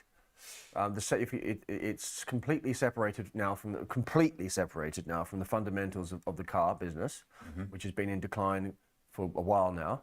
The stock had a 40% rally or whatever it may be over the last few months, and the reason, and that was the catalyst, what kick-started that was Musk buying $1 billion worth of stock. Yeah. Which is a classic Tesla thing, right? You get some news which has got nothing to do with the fundamentals of the company, and the cult kicks in. So I look at Tesla, but I literally barely look at it anymore because it's become so boring to me. Because it's you either own it because you believe in robotics and you never look at the price action, you put it away to one side and you never touch it for 10 years and you see where it's trading in 10 years, or you don't do it, or you definitely don't short it. In my view, and you either own it and just put it away, or you just nothing. So the expected move is $31. So we're talking 6 or 7. 6, 7. 6 or 7 is the go-to move for Tesla, isn't it? I fancy it'll be more than that. Probably. Who knows? I don't know. I wouldn't want to be short the straddle there anyway. Okay, but that's so that's out tonight. Again, Netflix doesn't really matter for the market. Brazilian tax issue. Tesla doesn't really matter for the market. So if you want to ask questions, guys, log in to Trade Live with IG, and we can see them on the screen. Just to reiterate that. Yeah, it's on YouTube. YouTube. So come across TikTok to YouTube and search Trade Live with IG. Be a nice brick wall background like this, and you can ask questions. Okay, I think we've done Oracle away from the numbers, so we'll get you a rewind on that. Funky Gibbon, what's going on with Plug Power? I hope I answered that question before. We've answered that one. Yeah. Pfizer. Pfizer fits into the category of incredibly relaxing places to be long. It's true. Held on to it's an interesting, unique little chart that's forming for Pfizer, but it is in an uptrend. It's higher lows and higher highs. It's held the bottom of this range that it's in, this uptrend range, I think 5 times since the lows. And if you could bring up a chart that shows what I'm saying, would be great. There we go. 1, 2, 3, 4. You're such a princess. I know, but there it is, mate. 1, 2, 3, 4, 5, almost. Yeah, wow. Just draw a line there. It's beautiful. You want me to draw a line as well, do you? Well, I don't know. You can use your imagination. There we go. So Pfizer, to me, fits into the category of no one cares, no one's looking at it. Very few people care along, but they've got some things that they're doing right. They made the GLP-1 pipeline acquisition the other day for $7 billion. They have got the cooperation of the US government with Trump RX, which does remove an overhang, albeit there are some question marks over pricing. The volume side of the equation should be okay. And it's on 8 times forward with about $400 trillion worth of free cash flow. Obviously, that's a joke, but about $17 billion of free cash flow. It's a fundamental heaven. and it's starting to listen. It's very charts are very subjective. You can draw any line you want on it and make up any. Well, that's the point. This is a short-term chart, and in the short-term range, which is choppy as hell. And yesterday it's up 60 basis points. Nothing to see here. I'm relaxed. ICT, yeah. I to be honest, I've never even looked into what ICT is, but What? ICT is a technical. You'll like it actually. It's a bit of a kind of cult.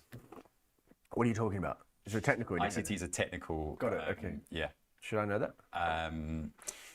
So Pfizer, we are happy with. I've got one for you, Piers Buckworth.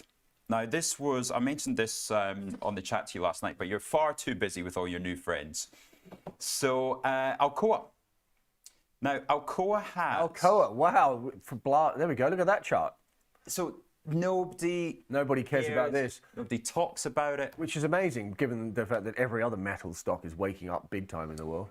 It is, and What's the latest with aluminium, mate? You're the expert. I'll keep my mouth shut on this subject. Well, there has actually been a little bit of supply taken out because there was an accident in Canada, right? So you've had a problem in US supply. You're having to import a lot from Canada. Of course, there's tariffs on, so Trump might suspend the tariffs, but it doesn't matter. That's the thing. This is a tariff play. This is now an AI play. Oh, that's what they're all doing that, aren't they? Yeah. Now, how do we get to Alcoa being an AI play? It's because they have actually shut down 20 of their plants, right? Now, aluminium needs the highest amount of energy out of all mining and metals. So they've got huge amount of power supply coming through to very large plants in America, which they are now no longer using. Boom, stick a data center on the side of it. Yeah. You've got guaranteed power. You've got agreements with the suppliers, and all the questions about data centers needing 3-4 years to get that power supply up and running and built. You got it sitting there with an Alcoa power station. Interesting. Can we do the longer term chart? What chart's that?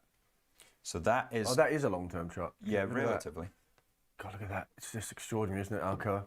This is one of the oldest legacy companies most in the United States. Imagine it.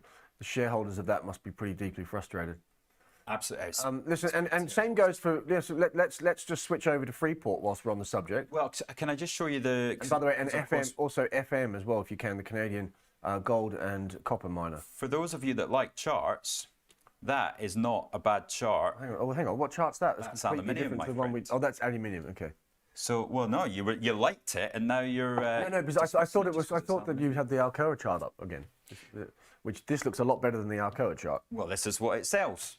I know. So then perhaps there's room for it to catch up to this one. So we could be onto something there. The strategy day comes at the end of the month, and which that might be where they start talking about Alcoa AI. I hear you. I also sounds like I mean, they're all doing this, right? I mean, listen to what Cleveland Cliffs said on their conference call about rare earth. Just the two magic words. We like rare earth. Up we go, 18%. Chart off. You've also. It's a high quality company. You know what, guys? I just also, whilst we're on the subject of mining companies, right? Let's just make a point about this, right? I was at lunch yesterday with a very old client of mine who's a deeply fundamental person who, if you want to talk about fundamentals of a company, massive amounts of free cash flow, hugely profitable. Just look at some of these mining companies, right? And particularly the gold miners. I mean, look at Newmont Mining, for example, or whatever it may be. That's where the professionals are focusing their attention, right? And lots of these companies have moved a lot, actually. They must have taken a beating yesterday, did they? Yeah, the gold miners? I would imagine so. I mean, Newmont was down 4 pre-market, and then gold collapsed. So I would imagine, I didn't look at it yesterday, but I would imagine Newmont was down 6 or 7. So there's. What was it? There's the mining ETF. There we go. What was it down in the end? Is that Newmont? Yeah, that is 79. That's 10%. Whew. Yeah, but it's about time, man. It was just an extraordinary momentum trade. It was almost like a bubble that burst, a mini one. Crazy. What did you think of gold yesterday? Because well, I was down 2 and gold was unch. I was short gold going into yesterday, as we both were, and so it was a beautiful day. I actually bought some silver at about 1 o'clock this morning when it was down at 10% off the highs, just for a bit of fun. Listen, what was I going to say? Can we just go back to that metals and mining conversation quickly, just if we've got time? Do we have time? So yeah, we keep getting a warning on TikTok that the sound's not very good. So yeah, if you want to get the good sound and the good microphones, come across to YouTube Trade Live with IG. You can get us on there, and you can ask some questions. Right. I just wanted to bring up the chart of Freeport. Yes, FCX are good, because this is every Scotsman on the trading floor. This is his favourite stock to shout out. Numbers from Freeport McMoran. Yeah, exactly. There we go. I mean, it's been all over the shop. These guys, they had a production cut, blah blah blah. But it's in a kind of similar. Well, they had a big accident. That was the problem, which helped our copper position. Correct. In one day, in fact. Listen, but again, this is another one that's in the basket, the same basket as Alcoa, right? Massive legacy mining, US mining blue chip that have just done nothing for 10, God knows how many years, and very even when copper's been ripping, this is often, it's like gold, right? The gold mining companies didn't actually move with gold for ages, and now they've finally kicked into gear. Yeah. And obviously this one's diversified, but I just feel like, you know, if you believe in the copper story, it's hard not to like Freeport. But I prefer FM, which is the Canadian listed, which is but got gold in it as well. So if you look at the chart of FM or FM Quantum. Quantum, yeah. Well, look at it.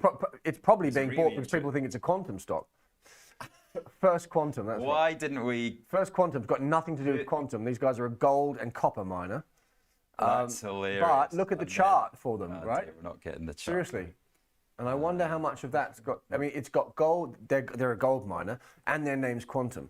So, I mean, but so the interesting thing with this one is they've got a mine in Panama, and the Panamese government managed to seize it. Yeah. Now there is a chance that this comes back online, which we need an update with. But yeah, this drop here was because of the Panama government taking the mine. Now, because the copper price has gone higher, then it's rallied. But yeah, we'll have to get an update on that. Yeah, and I quite like this company. And if you're going to buy a copper play, which also has gold, or a gold play that also has copper, this is my pony. Anyway, we've gone off piste a little bit. Right, Buckworth. What else have we got? What have we not? What else have we do? What else do we need to talk about? Not really much, mate. Listen, the market. What? Well, you're not getting away without talking about our little friend that was one of the first that we talked about on the show, and that is Marvell. Oh yeah. Nothing really to report. There's nothing to say really. It's just behaving, just chopping around, doing nothing in a holding pattern as you would hope.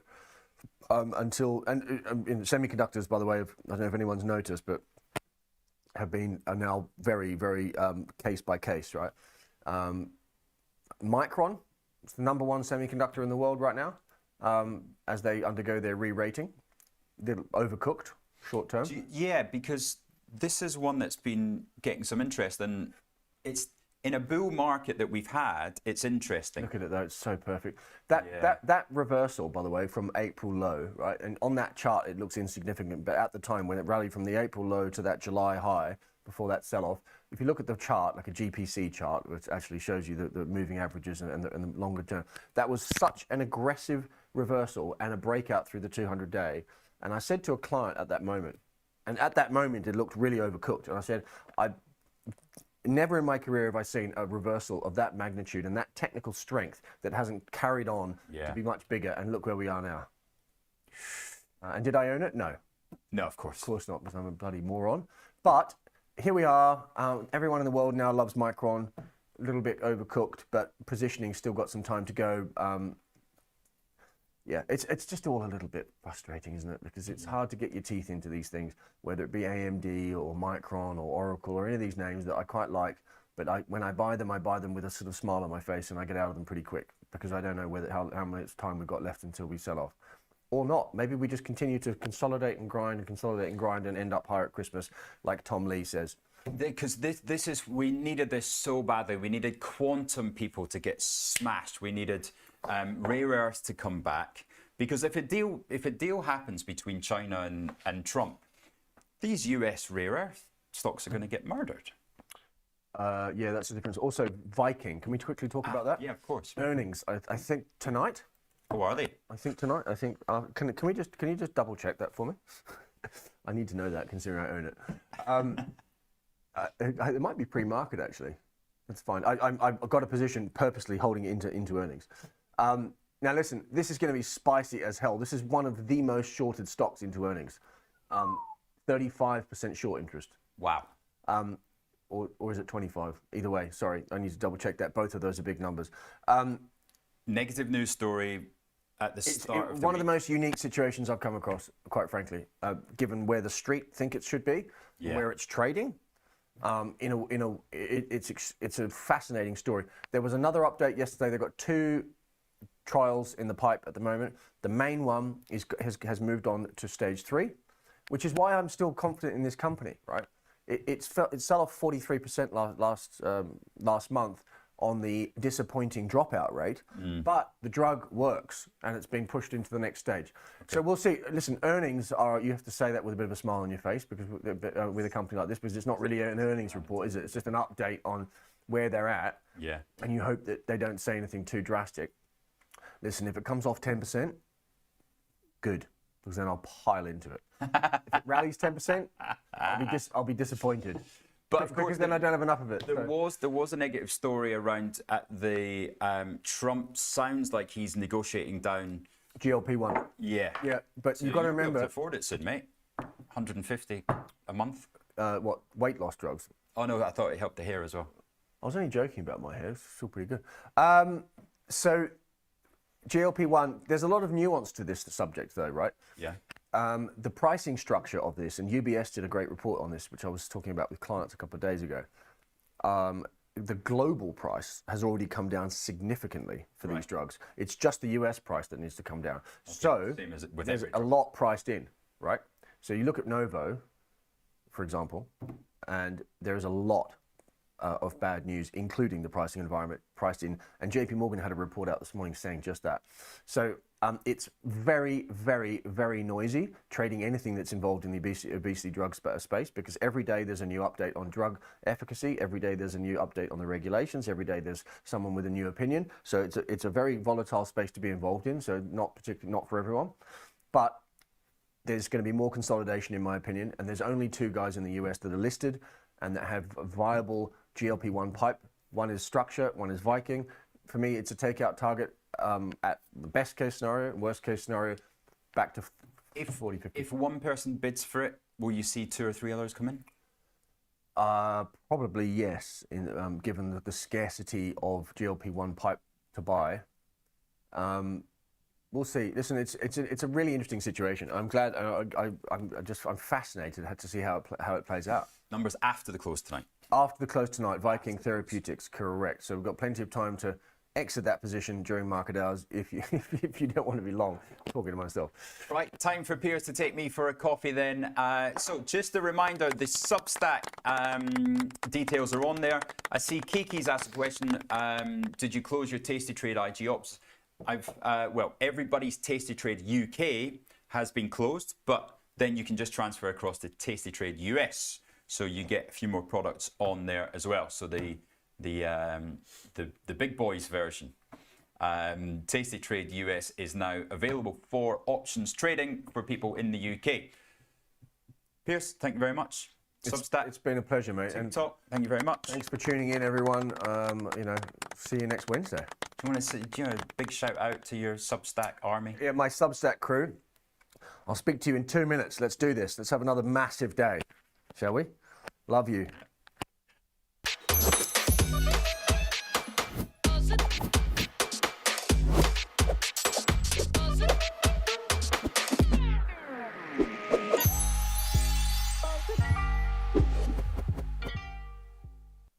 Do you like the sound of tax-free trading? Well, that's exactly what spread betting enables you to do.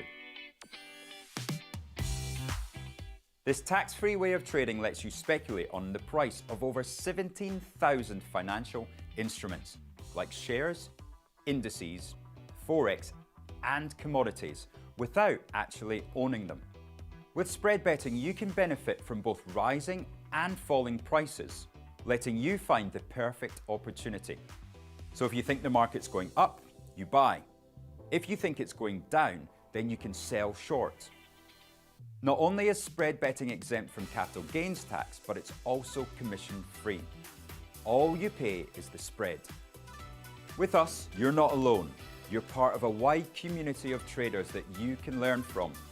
We've got the experts, the tools, and extensive educational resources to help you on your journey.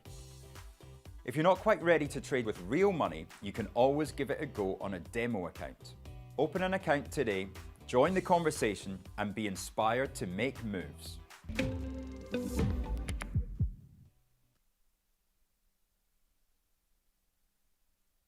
Welcome to the Art of Investing, a brand new podcast to help you achieve your investing goals.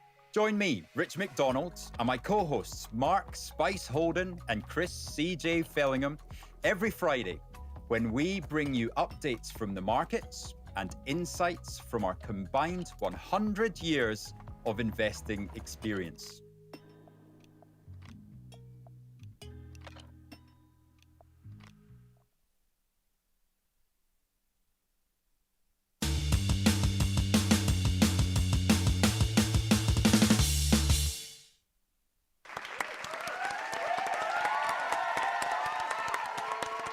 So you get me, Chris Beaton, Chief Market Analyst, filling in for the next for today and for next week. So let's look at what we've had in terms of the crypto space over the past week. It has been, of course, a choppy week so far, and it's only Wednesday. I think you can be forgiven for feeling a bit dazed by the movement we've seen in crypto prices, really, because you've had, of course, this huge drop. If you see on the chart, from the 126 level, as we were right in early October, when all seemed set fair for another strong period for crypto. But of course, it does not panned out as expected. And really, despite a couple of bounces, the buyers have just not had much love, not much success, certainly over the 3 weeks so far of October. Really, and I think yesterday set the seal on that, because you've had a decent rebound in risk across the board, really. And yet crypto, well, certainly Bitcoin in this case, we'll come to the others in a second, has not been able to join in that rally. We find ourselves back at 108, not much off the lows we saw on Friday, really, in terms of crypto. But interestingly, we are trying at the moment just about to hold this August low around 108 just into the 107s. This is probably, I find myself using this phrase a lot at the moment, but this line in the sand for at least the short-term crypto bounce that you've seen that's been going on for so long. We've had a very, very strong rally in crypto prices all the way through. If we were to zoom out, if we go down to maybe 1 week, we can see that there. If the chart will behave, kind of. Let's flip over to 1 week again, 1 day again, just make it easier so we can see. There we go, it's better. We've had a very, very strong rally, but essentially gone sideways for weeks now, through September, through August, from July into August and September. Not quite sure where we are, really. Yes, you've had a record high in early October, but it's come right back down again. But here's your line. Here's your defensive point that needs to hold for the time being if we're to get some kind of bounce. It is encouraging. If you look at the technicals, you have got this. I've smoothed out these stochastics slightly to make them to give slightly fewer signals. You have got a bullish crossover here.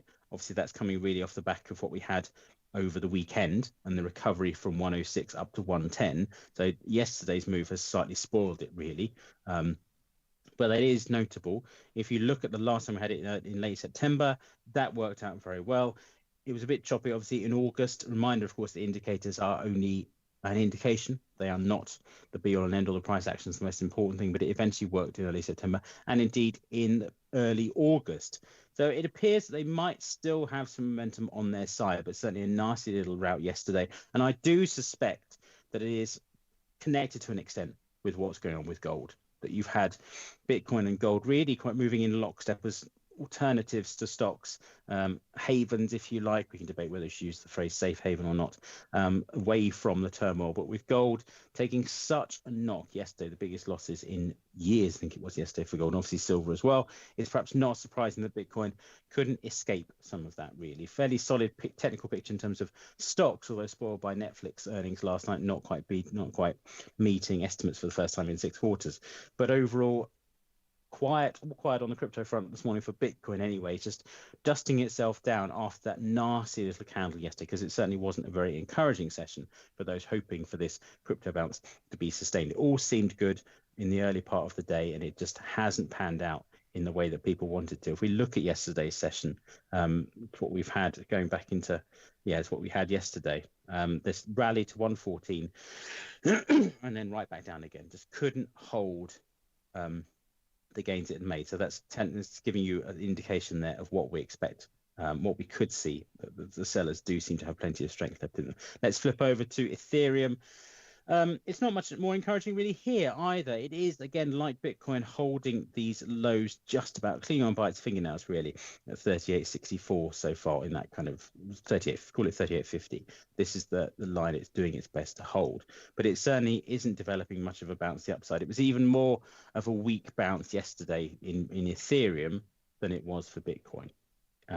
You do have some hope there that this stochastic crossover coming through worked out really, really well end of September into the beginning of October. So maybe there's some hope that this is just consolidation rather than beginning of anything a bit more dramatic. If you're looking at this in terms of trying to zoom out with this chart, make it a bit more meaningful. When you consider the size of the bounce you've had in Ethereum, particularly since the April low, this isn't actually too much to be concerned about. Yes, it's back below these highs from last year, so that's not a great sign. But look at these long daily, weekly candles, the wicks on these weekly candles. There's clear signs that this doesn't want to go without a fight to the downside. So it might just be, and I think it's always important, I think, to zoom out to the weekly chart for this, that you can always get a sense of why things are just struggling in the short term. It can't. Things rarely go in one direction ad infinitum. They have to have times to catch their breath, and that's exactly what we're seeing with Ethereum prices here. We were record high, all to the good for those people holding it in mid-August. A drop of $1,000 from where we were, perfectly within the context of that move, is perfectly to be expected, really. It's the price of admission, as I often say for other markets, for the kind of volatility you have on the upside in Ethereum. There was your pullback. Consolidation, it is really probably it has turned into a full-blown pullback really here. But the hope is that we saw a lot of buying pressure coming through last week, and that it is, for the moment at least, doing its best to hold. And of course, you've got that late July high coming into the frame as well. The technical picture, relatively supportive. Obviously, you'd like to have seen it hold on to yesterday's gains, but we don't always get what we want in markets, and this is exactly how it seems to be panning out for Ethereum at the moment. Solana, I think very much a similar kind of picture. Of course, here was your huge rally from into June, if you think, when we're down trading at 130, doubling, nearly, not quite doubling, but getting very close to it by mid-September. Yes, it's been a very, very tough it's coming up, it's about 4 weeks now for Solana, but just doing its best to hold on to these levels. Slightly disappointing that it dropped back below these late September lows for around 190, so that's not great. And notably, just to sort of add to the slightly gloomier picture for Solana, yes, it failed. It tried its best on Sunday and Monday to try and get back above that September low, didn't succeed. So that, from just a price action perspective, is telling you at the moment the buyers haven't got the strength to push this one higher. So what do we look for now? We go back down to this area around 170, 175, this zone of possible support. Can't get my words out this morning, to apologize. There again was your buying on the 11th and 12th of October, and indeed on the Friday. So an anemic bounce, not really worth the name, to be honest with you, in Solana, but at least it is trying to hold. And again, from the indicator perspective, just using these momentum indicators, it slightly shifted in favor of the buyers yesterday. Obviously, it's not a great session in terms of the fact that you did rally and then failed to hold it.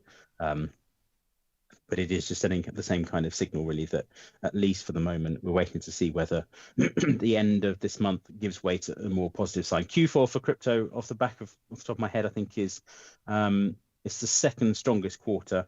Those numbers are skewed, obviously, by the huge percentage gains you had in cryptocurrencies in the years past. In Bitcoin, I think sort of 1,400%, whatever it was in Q4 about 10 years ago. But it is still positive quarter, the second strongest. So there is hope maybe that this is still just not quite a bad dream for crypto prices, but definitely looking a bit more positive if you look towards November and December. XRP, there really isn't too much to like at the moment in this one, because it's just being fairly, I can zoom out a bit more, continuously what is much more of an unpleasant, really difficult pullback back down towards 2.2, which at least is the fact it's unwound all of these gains from early July into the 20th of July when it's up at 3.6 is quite impressive. And this huge drop we had on the 10th of October, less said about that, the better. Really, the volatility, sort of the purge in liquidity on those Fridays is quite something to behold. Very much a similar picture that happened in miniature last Friday. And again, yesterday's bounce just couldn't hold itself. So we're still seeing this continuing pullback, but perhaps the least encouraging picture in terms of XRP from where we were. Whereas if you're looking at Bitcoin and stuff to end off, then round off this session, the hope is that it can hold 108, 107, do what it did at the end of September, and maybe there's your fuel for a bounce as we head into November and beyond. And of course, Fed meeting next week. We've got US CPI on Friday, so there's the potential for some more volatility coming through there. Of course, Friday has been the sort of key moment of the week, as we were saying on Monday with Rich in the early show, that's when the volatility, the liquidity just drops off a cliff, and so there's the risk that you have something there. But at the moment, it looks like we have this sideways price action as we head into the end of the week. But that's all for me. Thanks very much. Don't forget to like and subscribe. I'll be back next week for yet another edition of Charting Crypto. Thank you very much.